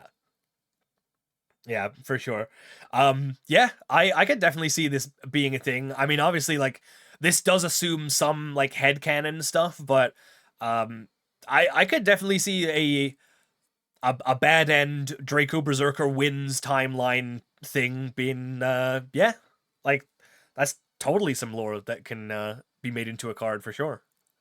Absolutely. Especially with how, like, a lot of times mechanics really help to solidify the story beats between archetypes, and the fact that Tenyis love non-effect monsters and dual avatars just spit out tokens like Hmm. wild. There's something to that. Yeah, I think that really like supports the theory of them being related in some way for sure. Hmm.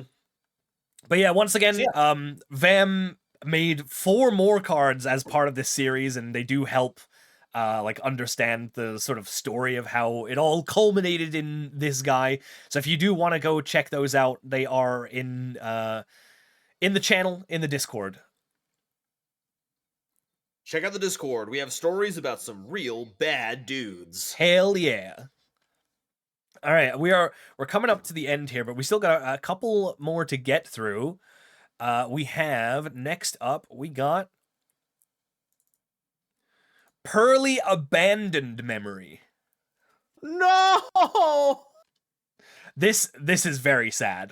This is just gonna Oh. make you upset. So, an alternate timeline where Pearly was picked up by a bad owner who abused and eventually abandoned them. Pearly returned to the stray street, hissing and clawing at bypassers while slowly losing strength and memories from the past until they could no longer recall who they were. Will this creature regain faith in humans again? It's so sad. Going too far. No. Look, I can understand giant elder gods ruining the world by consuming it, but abandoned animals is a bridge too far. I mean, yeah, it's so true. I hate this. Oh my Like, god. All right, let's get to this the is effect. truly like the darkest timeline. Truly is. No, not the baby. Oh No, my no, gosh. baby. All right, and so Baby this is a... Parasaurus, avert your eyes. Oh no. Oh no. So yeah, it's another memory quick play spell, of course. And the effect is target one card on the field, banish it until the end phase. Then you can apply the following effect. Discard one card, and if you do, special summon one level 1 Pearly monster from your deck. A Pearly Xyz monster that has this card as material gains the following effect. This card can attack monsters a number of times each battle phase up to the number of materials detached from this card this turn +1. If this card battled an opponent's monster, you can detach one material from this card, halve this card's attack. Oh, wow. Yeah, this card is like really powerful. Yeah, isn't there, like, also another Pearly effect that lets you attack multiple times? Uh basically this is the opposite of this effect, right? So this can attack monsters a number of times each battle phase up to the number of materials detached from this card this turn, rather than the number of materials that are attached to this card. Okay. That's Which a little goofy. I get it, like in terms of like flavor. This is like it gets stronger because it's lost stuff. You know? Oh, yeah, no, that makes a very sad kind of sense. Yeah. But man, yeah, the first effect of this is like ridiculous. It is targeted removal, but it's banishing removal until the end phase. That's kind of wild. I mean, Yeah, like a quick play blink is always like super strong. Yeah, and this might give multiple attacks on monsters, but you might not need multiple attacks if you have the attack increasing one, because those Pearlies can get enormous by that point. Yeah, for sure. So yeah, this is powerful, and I'm not looking forward to seeing the Xyz monster that is used that makes this thing. Yeah, what would this even be? It would be X Pearly Lost or something like that. I don't know. It would just be X Pearly, like it is no longer a Pearly. It is turned into something else No, entirely. no, evil Pearly. Oh, Oh my gosh, man, that's this one's so sad. But yeah, that's a gonna very strong card. God. Next card. Unless we have anything Yeah, else to let's go say, to the we next gotta one. move on. Very good submission though. And Yeah, this yeah, was very good. by Alpha Generic. I neglected to mention that before, but yes. Next up, we have a submission from Lemon. We have Sloth Persona, the imagined Drake Overlord. All right. So this is again, Lemon has cooked a lot for this one. There's a 2-page essay on the lore for this guy. So if you want to read that, you can see that from the Discord. But basically the boiled down question is, what if an Amorphage monster survived the battle between Lecter and Luster Pendulum? And now we get this strange lost child. Yeah, it makes sense. Oh, see you later, Vam. Thanks for the card submission. So the theming of this is apparently Amorphage Sloth is the only one to not be a part of Goliath. So if any of the Amorphages would survive that battle, it would probably be Sloth, right? And then it has the same naming convention as the other, like, Draco Slayers. Persona comes from Amorphage Persona, just as, like, Phoenix comes from Ignition Phoenix, Pegasus comes from Majesty's Pegasus, etc. And he is not the imagination Drake Overlord, he's the imagined Drake Overlord. So kind of like following on from Lecter Pendulum. Yeah, it makes sense because I think this is meant to be in line with the new Draco Slayers that came out recently. So having this be a new Drake Overlord on top of it helps keep in line with what the Amorphages were all about. And Drake Overlord implies it's the one that rules over all. But maybe it works like Draco Slayer stuff where you can pass that along to someone else, so that's why it's also an Overlord. Mm-hmm. Yeah. All right, so let's see what this card actually does. So it's an Earth Dragon level 6 Pendulum monster with scale 3, 1750 attack and 0 defense. Wait, what? Okay, I was reading off of the the card text that was pasted. Apparently, okay, so it says 1750 over here, but this says 2350 on the card. I've just realized, so I don't know which one is true. What's the original stats of Amorphage Sloth? Sloth is 2350, I believe. So okay, so that would be in line with that one. But I do think that the new versions do have different stat lines, so I think it might supposed to be 1750. Okay, well, I mean, attack value aside, that's not like super important. Pendulum effect. Sure. When this card is in the Pendulum Zone, its name is treated as Sloth Persona, the imagined Draco Slayer. And while you control a Draco Slayer or Amorphage monster, negate the effects of all cards in the field zones, except cards that increase attack and defense. During the standby phase, tribute one monster or destroy this card. So it effectively keeps all of those on theme field spells from being negated, while also hitting things like what Spiral Resort, Dream Mirrors. They're Yeah, pretty funky. and also like the floodgate field spells, I guess, like Oh like yeah, secret turn village. that off. Oh, Get Dan it Shattered, away. yo, thank you for the raid. Welcome in. Yo. Hope you get put back together soon, Dan. Is that Alrighty. is that the lore? It's like a Humpty Dumpty situation. And lo was Welcome Dan in, Dan. shattered upon the rocks. Oh dear. 'Twas the second chapter of the Dan legacy. You know, notably, I just realized this does not negate the effects of Necro Valley, because that does increase the attack points of Gravekeepers. So true. So you It's can okay, still we're do pendulums, we Necro don't care Valley about that anyway. shenanigans. All right, Oh, actually, no, so that is so true, because if you're fighting a deck that uses the graveyard and you tech in Necro Valley, you can still use this. yeah. Because you're pendulums. God damn it. So that's pretty interesting.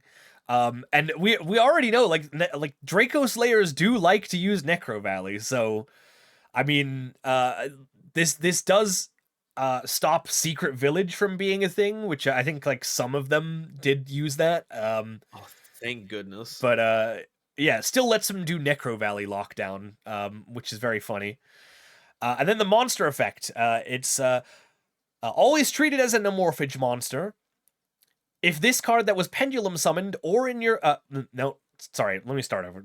If this card that was pendulum summoned, if this card that was pendulum summoned in your pendulum zone or special summoned by a Draco Slayer card leaves the field, you can add one spell or trap that mentions Amorphage or Drake Overlord from your deck to your hand. If you would tribute a monster, you can shuffle this card from your face-up extra deck into the deck instead of one of those monsters. And you can only activate each effect of this guy once per turn. All right, I'm liking what I'm hearing. So immediately I'm seeing, oh shit, this searches Draco face-off. Yeah, because it's got Drake Overlord in there. Yeah! This helps extend into the whole Draco Slayer line, and that's pretty useful. I love that. I love that like Draco Face Off is such a cool card, but like not only does this give us like an actual good Drake Overlord now, it also searches the card itself. That's great. I also Amorphages are desperate for ways to cheat their pendulum scale costs. So having a way to like using this as a way to shuffle it into the deck to prevent one of those, that's very keen. Yeah, I like that too. Yeah. Yeah, I this is pretty solid. I like that, like the idea that one of the Amorphages survived the battle and basically wants to become a reformed like part of the Draco Slayer Legion after this. I think it's cool. Yeah, it gives a bit more texture and flavor to a group of creatures that have had almost zero agency throughout the story. It's just a bunch of hedgehogs and octopuses being turned into dragons. Yeah, very cool. So yeah, big ups on this one. I like I like the design choices on here that keep it in line with what's currently going on without going over the top, and it allows for some once again new kinds of gameplay that we wouldn't see otherwise, which I think is one of the best ways we can use custom cards. Yeah, absolutely. I agree with that 100%. All right, I think we're down to our last couple here, so we'll move on now to the Fire King, Abyss Lois. What in the hell am I looking at? the art on this one's very cool. Cool's a word for it. I was gonna say it's like the evolved version of those fish from the Sega game with the human faces on them. It's very cursed, I guess, is what I meant to say. A little blurred, yeah. So the idea is basically, what if the Fire Kings won versus the Atlanteans before Poseidra could use the power of the bracelet, and Garunix took it instead? Mr. John Abyss Gaios ends up using Garunix's body as a host and rules over the Fire Kings instead.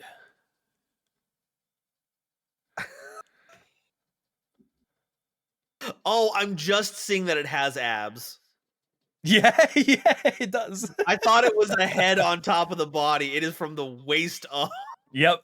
Waist up, it's Abyss Gaios. Waist down, it's the Fire King. That's incredible.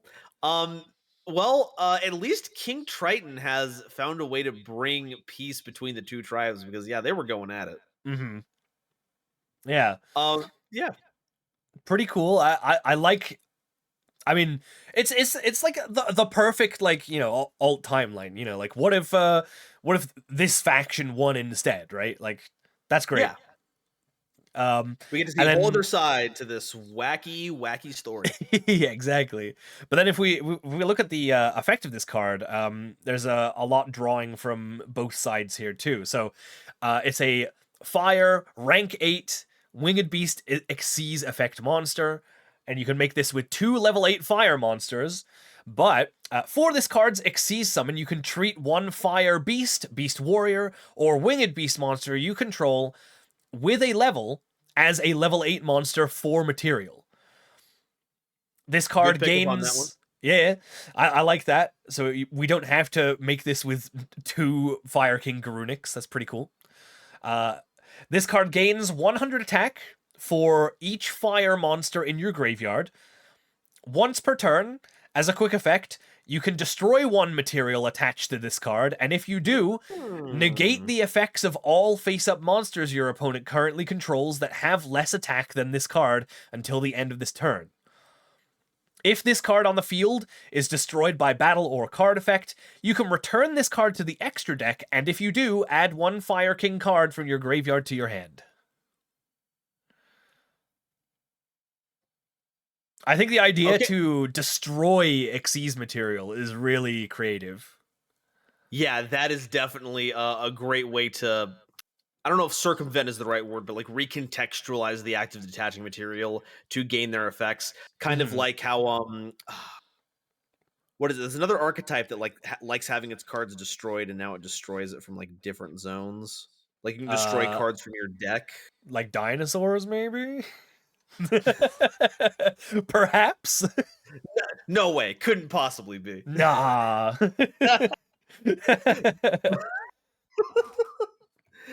But no, yeah, I like that idea a lot. It helps to enable those effects more, while accomplishing normal Xyz stuff. So that's pretty cool. Also, I guess Rocket would be a acceptable answer to your previous question. Because there we go. Their ritual spell and fusion spell destroy the material. So there you go. There's kind of precedent for it, right? Yeah, no, it's once again, there's no rule saying your Xyz material can't be destroyed by anything. Yeah.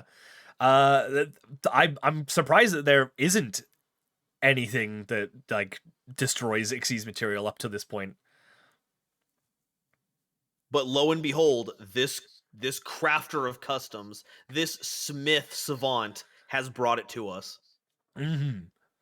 I was, as we were reading this, I was wondering why we even bothered adding in the Mermail stuff in here, because I didn't see any water synergies. But then I saw that we plugged the Abyss Gaios effect in here, and we made it better. So thank goodness. Yeah, so it's the Abyss Gaios negate, right? But a blurb put on here, he shares Garunix's stats like how Abyss Gaios shares Poseidra's, but I decided not to slap on a similar floodgate effect to Abyss Gaios because that's lame. Very cool. Yeah. Thank you for that.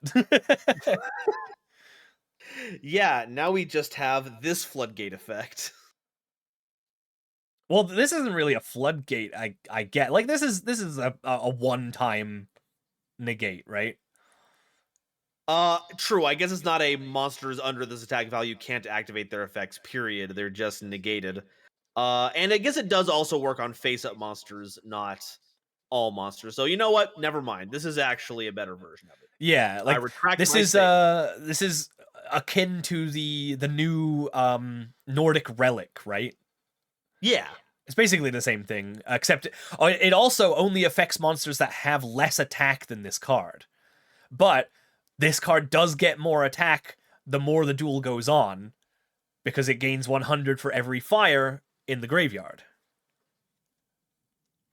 Yeah, so like the more you feed into the Fire King frenzy, the more you get out of the negation effect. So it's kind of a recursive rewarding loop on that one, which I think is a pretty nice touch. Yeah. I also like that it returns itself to the extra deck, so you can get away with only playing one copy of this. That's very cool.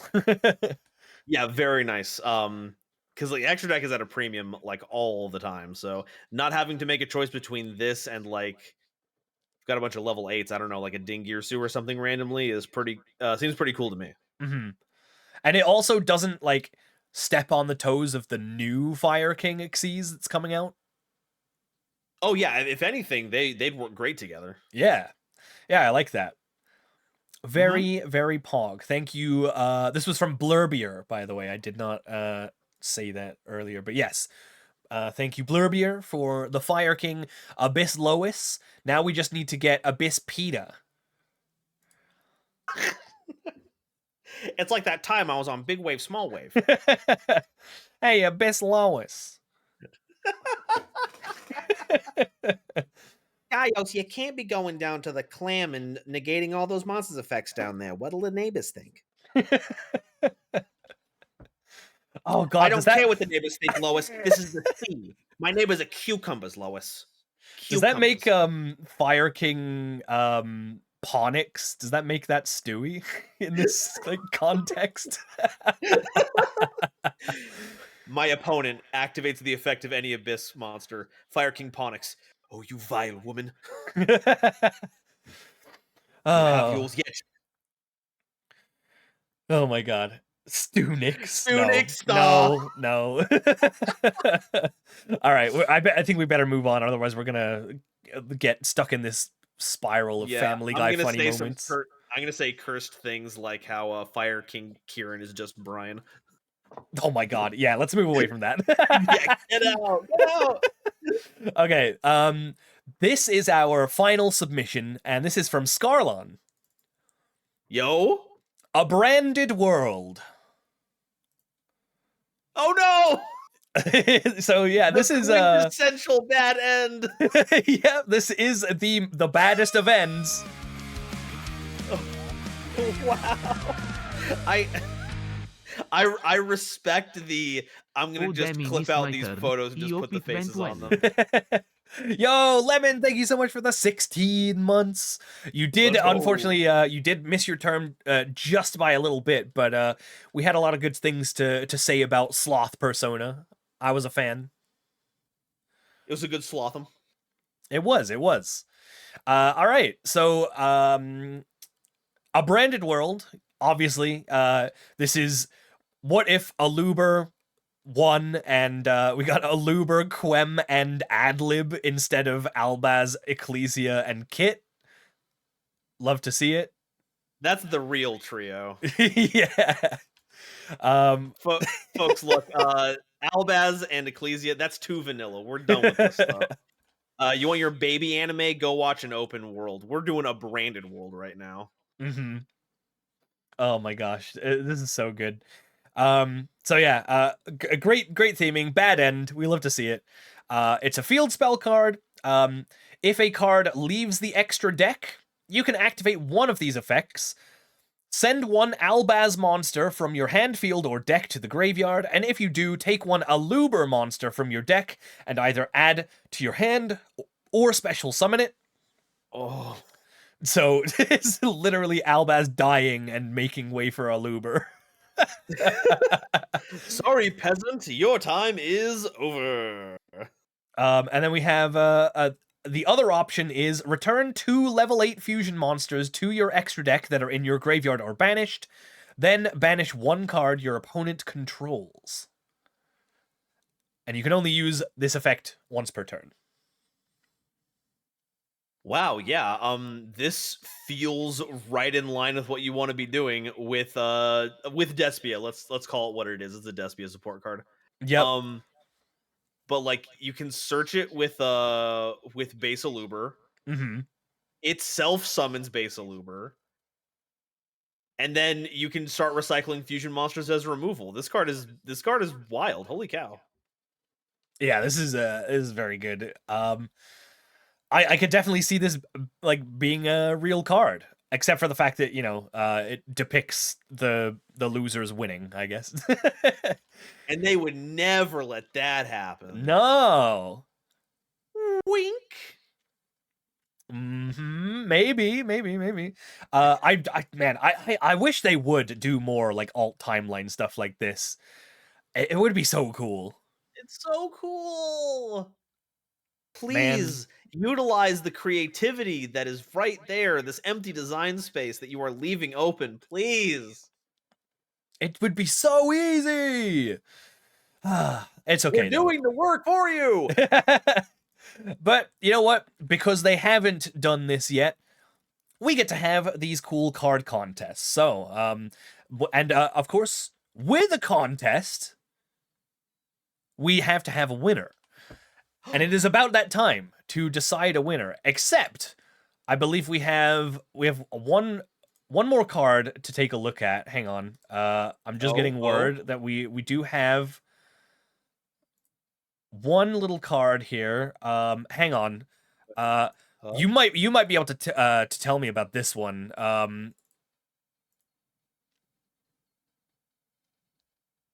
What is the lore behind the?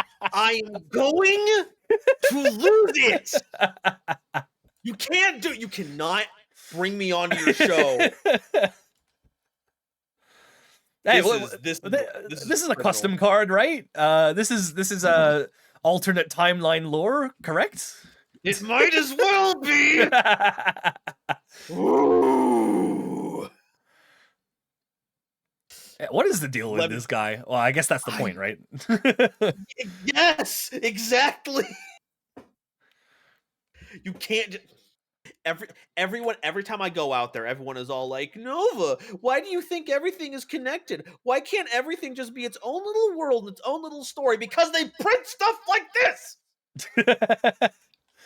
Well, maybe in 10 years they'll print the missing link between Metaltron and Zephyra. Okay, I'm fine. All right. I'm not fine.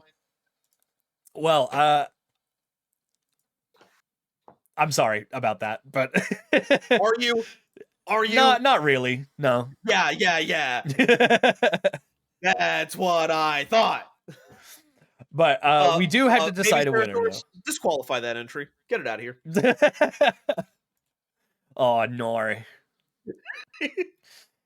Okay, so I have set up a poll. I haven't used this this polling system before.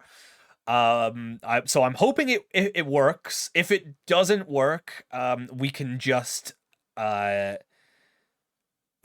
use a straw poll instead. Let's see. Let me see if I can get this on the screen. It's a little browser source.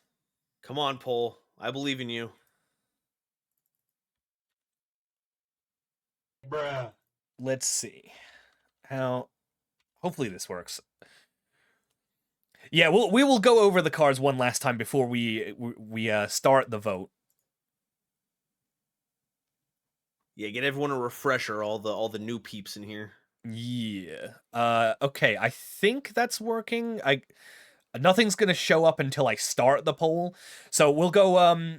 Yeah. We'll go over all 22 entries from start to finish. So we started with Nightmare Orchestrator Longgearsu. This was by Nuclear Phantom. Then we have... You love to see a girl boss winning and a fail guy losing. Then we have World Legacy Rejection. from Micro. What would happen if you New Game Plus the World Legacy story? Yep. Then we have, of course, God Emperor Jerry Beansman. The Our darkest one true Lord timeline. and Savior. the darkest. Then we have Mist Valley Apex Predator. This one's by Acetone. Thank you again, Acetone. I love this one. Then we have Isle of Wight by Goldfacts. White. White. Then we have What else can I Fallen say? Albion Dragon of Despia by Benny.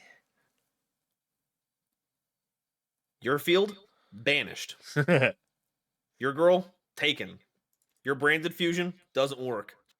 Kagami Hime, the Manifested Mikanko by Tommy. Probably our most controversial one. Yeah. We really went into this one, huh? Absolutely. Then we have Pot of Cursed Charity by Fauzi. Easily the most busted card out of here. Gives God Emperor a run for its money. Yeah. Yeah, this card was insane in terms of power level. Then we have Tri-Brigade Therion Zuben Kit by Maswoon. Oh, much pogs for this one. Revendred Scorcherous by Tobito. What happens when the wife joins the team? Parentheses, only good things. Then we have Malignant Apathy by Tallyho. Oh, probably our second most controversial card. Yeah, well, I don't know if it was like super controversial, but there was a lot to be said about this one for sure. Fair. Second most discussed would be more appropriate. Yeah. Then we have White Maiden of Dogmatica by King Cerulean. Oh, no, the memories. Mind Deterrent by Sam.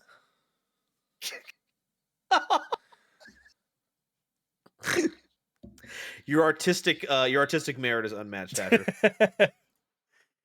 Thank you. Then we have Servendred Mutated Battle Lord by Wyvern. See, big dude. When I first heard this, I thought it was like Sir Vendred. Oh, he's knighted. About that. Then we have El Shadal Apocryphort by Tom Raboni. The only person in this entire contest to have the courage to give us 2 pendulum scales on one monster. It happened in the previous contest as well. Man, Tobito in the last custom card contest that we did submitted a pendulum link monster that came with an entire essay on how the fuck it was supposed to work. So that was kind of crazy. Here's my custom card. Oh, you don't understand it? Don't worry. I have the guidebook from Rima. Then we have Poison Dragonfly by the Lich King. Probably like our best generic-ish kind of monster. Mm-hmm. White Albion of Dogmatica by Brian. I'm still losing it over this. Holy cow. Unrivaled Tenyi Dual Avatar Overlord by Vam. Just a very sick picture and a very sick effect. Yeah, very cool. Next after that one was Pearly Abandoned Memory. Oh, not again.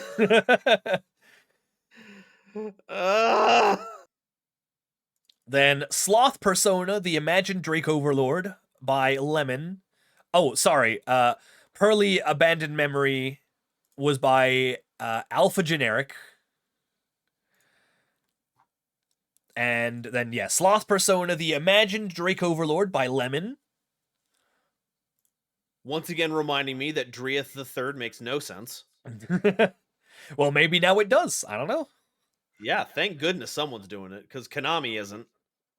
The Fire King Abyss Lois by Blurbier. I still can't deal with this card. And A Branded World by Scarlon. Excellent. Just it's beautiful. It's art. If I could make my whole thing like the Michael Fassbender perfection gif, I would do it right here. That would be very cool. All right, folks, it's in your hands. Which of these contestants will win, and which one will be banished to the Shadow Realm? But like a non-copyrighted version of that because we don't have access to that. Yes. At least I don't. And I'm gonna say, well, I hope that this poll thing works.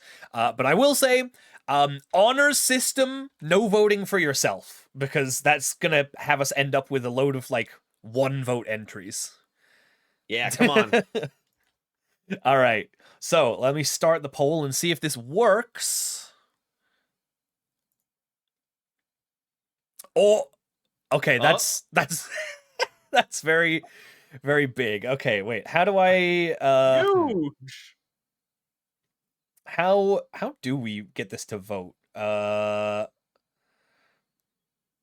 Also, yeah, this is massive. This is maybe too long of a list to work. Would we have to do like 2 different sources and like we have to cut one in half? Yeah, we might have to. Also, I don't know how this works.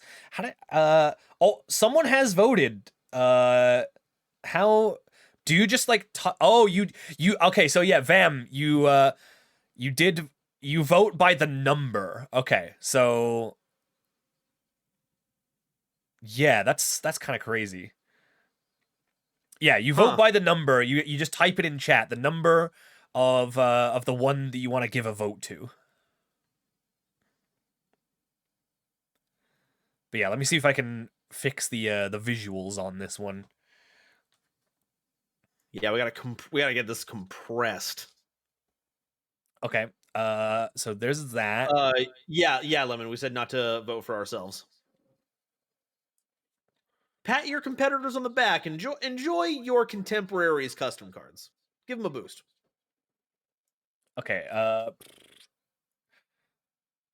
I will figure this out better for the next time. This is the first time I'm using this this like poll system. Unfortunately, the Twitch polls, like the built-in ones, they only let you go up to like 6 different like options. So it's not good enough, you know? Yeah, if they wanted more, if they want to add more slots into the voting, they got to start taking like 55% out of our earnings. So you know, it was kind of a give or take thing. You're so right. You're so right. Not that I would badmouth our, our rent seekers here. That would be bad. Oh no, of course not.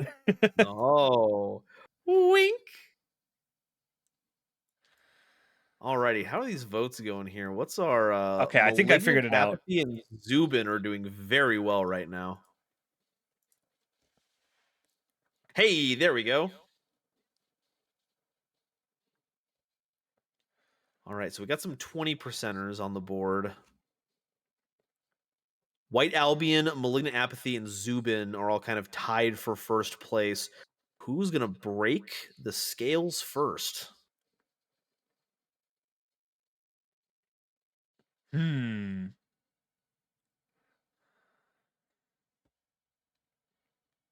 Folks, if you haven't voted yet, we're counting 12 unique votes here. All you got to do is type a number into the chat. It's that easy. It is so easy. And you know what? I'm gonna do one too. I'm gonna vote for my favorite. Yeah, same here. Well, let's see. What one was my most favorite out of these? Oh man, there's so many good ones though. This one was rife with bangers. It's gonna be a toughie. It's so tough.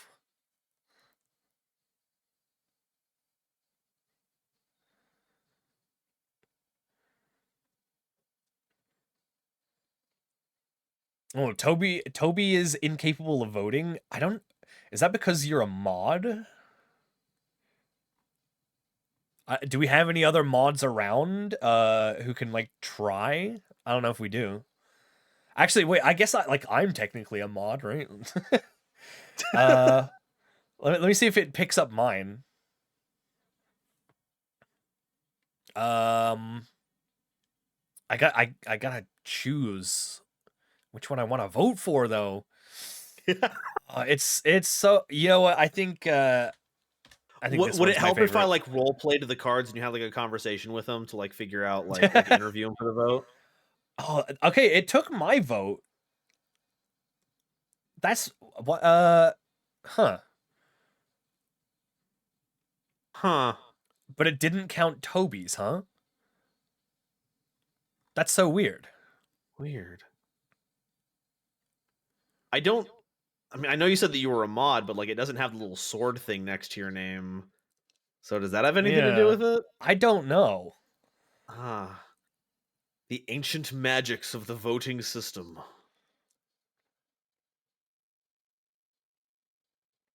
All right, so it looks like our top tiers are still at 20%, but it has changed dramatically. Mist Valley Apex Predator has now jumped to first place, while White Albion of Dogmatica is holding strong. Once again, we have a bit of a neck and neck race here for the best one. Yeah, it's gonna be real close here. Uh, and if we end up with a tie for first place, we're gonna have to do a little bit of a tiebreaker. We have a tie for second place too. Zubin, Kit, and Malignant Apathy are neck and neck as well. So yeah, we're gonna have to do probably a couple of tiebreakers here. Ooh. How much longer do we have on the clock? There's no time limit, Ah. but you know what? Let me just I mean, I guess like everyone who wanted to vote has probably already voted, right? You better get your votes in. We're seeing 15. I know there's a lot more of you around here. We have a 16th vote. Oh, hey. Apex Predator's taking it. Admittedly, very biased against Albazlor. Ooh. All right, so well, I guess with that does give us a clear first and second place. Yeah. We will need to do a tiebreaker for third, though, if we don't get any more. Can we put 1 point for Cerulean's card? I don't know if I can put any points manually, but we can. Yeah, we can just say that the White Maiden has a point. One singular point.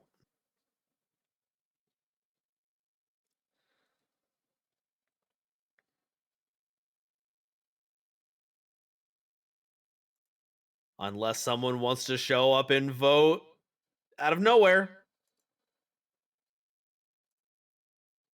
Okay, I tried. It was a good attempt.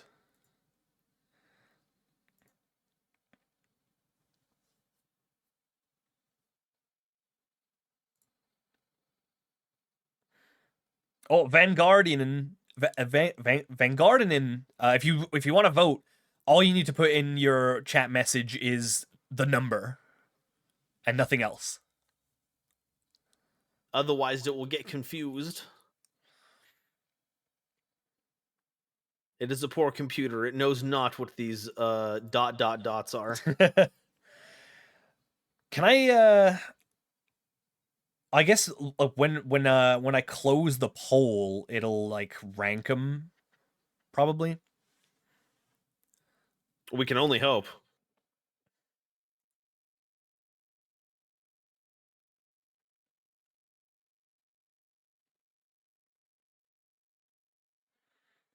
We'll let this go until like 10 minutes, I guess, just in case we have a few stragglers. Alrighty. So what were your highlights? I know we already put in our votes, but like what were like the big things that you really liked about this batch of cards? I mean, honestly, I'm gonna say I'm just really impressed with pretty much like everyone put it in so much great effort Thank you For all sure. for participating. Like, obviously, these kinds of things do not happen without your participation. So I can't thank you all enough for that. I just hope that you all had fun making your cards and also fun being here, checking out everyone's card, and being part of the experience. And we'll definitely do this again, I think, for sure. Please do. Because I think the fact that this looks like a custom card being like an offhanded, a backhanded insult about stuff, does a disservice to a lot of the creativity that we see in the community, and I don't think it's fair. Exactly. So having more events like this to kind of show off people's creativity and their ideas, I think would do us a lot of good. Yeah, absolutely, for sure. And we're coming up on the final minute here, so if there is anyone lurking and hasn't voted yet, now's the time. All you got to do is just type whatever number that you want to vote for, and your vote will count. And this was like super close. So if your card did not get any votes, don't feel too bad. Like, it's gonna be a hard call for everyone who's doing voting. If I could vote for all of you, I would. Yeah, it's the well, it's the unfortunate part about having like a competition like this, where someone has to be the top dog, and maybe not everyone performs as well. And I think we've all kind of felt that whenever we go to like any kind of competition, whether it be Yu-Gi-Oh or otherwise. But hopefully, it's enough to know that me and Hasher really enjoyed all of them, and we really appreciate all the effort that went into it, and it means a lot. So, thank you. Yeah. And next time, we might have even more participants, which means even more voters. So you have Yeah. an even bigger chance of getting a vote next time. Yo, what's up, Geneva Gemini? Welcome in. Ranked voting choice, maybe, so you give the most points for your favorites. I feel like we could do that, perhaps. But this this voting widget does not work like that, I'm pretty sure. I think it's literally like just like one vote per person because it reads your Twitch chat input. Yeah, ranked voting is based and is one of the best forms of voting, but does require a bit more infrastructure to use properly. Yeah, there is a website that we could do that on. It's Straw Poll, right? So maybe we'll try that next time. But I think for now we will call this poll to an end. Let's see. All right, okay, so it just points out the winner. So the winner was Mist Valley Apex Predator by Acetone. But we are giving out prizes to the top 3, and let's see. It looks like we do have a tie for second place. Tri-Brigade Therion Zubin Kit by Maswoon and White Albion of Dogmatica by Brian both have 3 votes. So we're going to do a little bit of a tiebreaker here. All right. And we'll use the actual Twitch poll for this one because that's actually easy enough to do. So second place tiebreaker. It is between Zubin Kit and White Albion. Hey, it's a present! Get your votes in now. I'll put the poll up for 2 minutes. Second place tiebreaker going up now. Hey, Lemon, thank you so much for the gifty to Toby. Thank you. Hey, it's a present! Excellent. Thank you very much, Lemon. And to Vam as well. Lemon, thank you so much. You're being super generous. You know what? I could actually, I think I should be able to get this on screen also. Hang on. Yeah, okay. 1 second. That was for playing out my bit. Oh, so Lemon did put you up to this. Yeah, maybe a little bit. Ooh, I'm steamed.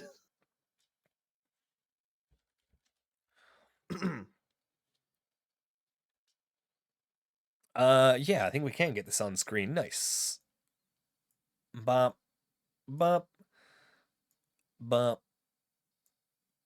But But there it is. Second place tiebreaker. There's a little bit of time left to get your vote in. okay, so I see that White Albion is not getting a lot of votes here, and I would like to ask the audience to please reconsider here. Because it was very funny that that Branded Fusion thought that it was breaking that for a while. Isn't it worth the few laughs we got out of that? Oh, you're thinking There of we a go. different one. It's White working. Albion was the ritual. No, White Albion was the no, that was Fallen Albion. Never mind. Yes. Never mind. Okay, well, I'm a villain anyway. Got to vote. So yes, good. We're doing it. Okay, alternate joke. White Albion's the ritual. Have you considered that White Albion has a very grabbable waist? Huh? Huh? With whose hand? It would have to be a pretty big hand. Well, considering the vote is over, I'm not obligated to answer that question. Zubin All Kit, right. good job. Zubin Kit, Tri Brigade Therion, Zubin Kit wins the second place tiebreaker. Maswoon getting the second place finish, and Brian's White Albion coming in third. So congratulations to all of you who made it into the top 3 this time around. You will be winning a little bit of Steam cash for yourselves. I'm going to need to add you as a friend on Steam so that I can send you it. Yeah, congratulations. And congratulations to you all who competed and submitted a design. That was super cool of you all to be a part of this. I really hope you had fun. And even if you weren't one of the contestants, I hope you had fun hanging out and just seeing what everyone had to show off today. And of course, a big thank you to Golden Nova for being here as part of the judging as well. Hey, thank you for having me. I love being in on this one. Seeing everyone's ideas for all the different kinds of lore. Mwah, beautiful. Yeah, I I hope love you all had a y'all. good time. This was a blast. Oh, abso-freaking-lutely. And I see that a few of you have submitted some future prompts for some card contests that we could do in the future. So if there's any others that you want to submit, you can do that in the Discord, in the suggestions channel. And that's also a reminder that's open for any suggestions going forward. I mean, like, for anything content-wise, you can bring up anything with me, and we'll see what we can do. So if you got an idea, like a lot of the best ideas come from viewers. I heard that DZeef's Master Saga was an idea that came from a viewer who sent an email into him. So like that was obviously a huge success. So something that you could you could suggest could become the next Master Saga. Yeah, we're always looking for not just ideas that would be cool, ideas for things that y'all want to see. So Exactly. let your voices be heard. Exactly. And like if it's something that you're suggesting, like we're gonna be like, oh well, obviously they want to see that. So like that, like having an idea that comes from like you viewers, like that's already like a good endorsement of what y'all want to see. So yeah, Absolutely. we always appreciate it. But yeah, please do go follow Golden Nova, not just on Twitch, but over on YouTube as well. I'm a big Golden Nova watcher whenever a new lore video comes out. So if you're interested in that sort of stuff, I would definitely recommend. Ooh, I can't wait to see what the next lore has in store for us. Phantom Nightmare cannot come out soon enough. Ooh, Tell us about that snake lady. Oh man, yeah. She's like meant to maybe be the next like big lore story, right? That's what people are thinking. That's what it looks like. They've done the thing where they introduced a card for it, a set before it actually fully gets released. Mm-hmm. And a lot of the stuff mentions, maybe not her by name, but it seems that there's not going to be other Dia Bellstar monsters. So at least they'll just be variations of her. So I'm looking forward to seeing if that's the case. Yeah, we'll have to see. I like the snake eye stuff already. It's uh, it's so cool, and it's also just very busted. Why did they print these things? yeah, well, I mean that is the direction that Yu-Gi-Oh's kind of going in, but I don't know. I mean, when everything is busted, then nothing is busted, right? Surely that's how that works. Yeah, I keep saying that because I guess that's it's easy to lean back on that one, but anyone can literally just say power creep Nova. That's the reason. Yeah. A well documented thing that's been part of games for let me check here, decades. So yeah, that's why. Vam asks, "What is my opinion on Pilk, Pepsi mixed with milk?" I regret to inform you that I have actually drank Pilk twice, and actually it is not that bad. It's There's no way. yeah, I no. don't believe. Okay, so hear me out. Like I would never order it, but it wasn't unpleasant. It was literally just like it tasted like a Pepsi ice cream float with like that has been sat out for like 20 minutes. Like the ice cream is fully incorporated into the Pepsi, and it's just like a cold like cream soda Pepsi, I guess is how I would describe it. It's not great, but it's not disgusting. I suppose that milk is one of the ingredients for like a good scoop of vanilla ice cream, Yeah. which would make like the float, but like there's got to be more stuff to the ice cream than just Vam has been trying to get me to drink Pilk for like a year now. And I'm not doing it. I refuse. I think you Just should the just get it idea. over with. It's really not that I bad. will. I have planted my flag. I'm not letting this come to pass. Someone in this wild world has to be a point of stability, and if it has to be the guy who makes dual terminal fan fiction to make himself feel better about the lack of knowledge, then gosh darn it's going to be me. All right then. But what if they make a Pilk card? Okay, you didn't say that, but now we're cooking with Pepsi. And milk. Regrettably. Now try it with Pepsi Wild Cherry. Stop. Ooh, okay. Now I think we're I don't know about that. Cherry and milk with the Pepsi flavor. I'm not so sure about that one. But yeah, I think we're gonna call it here for today. I actually can't believe this went on for so long, but there was just so much to talk about, and it was so much fun to talk about all of the custom cards with you all. Thank you once again for all of your submissions.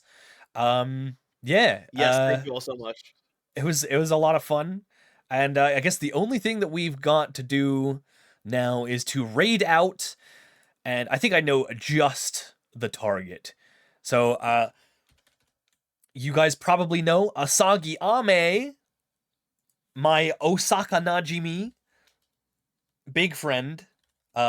She is currently doing a subathon to help afford fixing her roof, which was damaged by the hurricane. So no. yeah, so if you have anything that you can put towards that, I'm sure that both she and I would be very grateful. But she's also gonna be she's a great streamer, so hang out, have fun, show some support in any way you can, even if that's just being there and just hanging out and having a good time. She's playing some marbles on stream right now, which means you can get involved. Love a bit of marbles myself. So yeah, we're going to raid over to Ame. Toby, we're altering your canon event with with the fossil machine skull convoy emote, or as we like to call it, the battle bus. The battle bus. All right, do you have anything to say or plug before we raid over to Ame? Plugging. Latest episode of Progression Polls just came out a few days ago. It's a very fun show. If you liked voting here, you can vote there and mess with our card pool. I love voting. Voting is based. Well, there we go. That's the whole conceit, and I guess also dueling. But that's no one goes to watch videos for dueling. It has to be other things. Yeah, no one actually likes Yu-Gi-Oh, right? Yeah, that's cringe. Cringe, I say. It's all about the voting. All right. Well, thank you for having me. Thank you all for stopping by. Let's go help that fish out. Let's do it. Chat, this has been a blast. Thank you once again for being a part of this. We'll definitely do it again soon, so keep an eye out on the Discord server and on the Twitter for an announcement of a future event and for any other events that will be announced. Hint, hint, something coming soon. But yeah, that'll do it for now.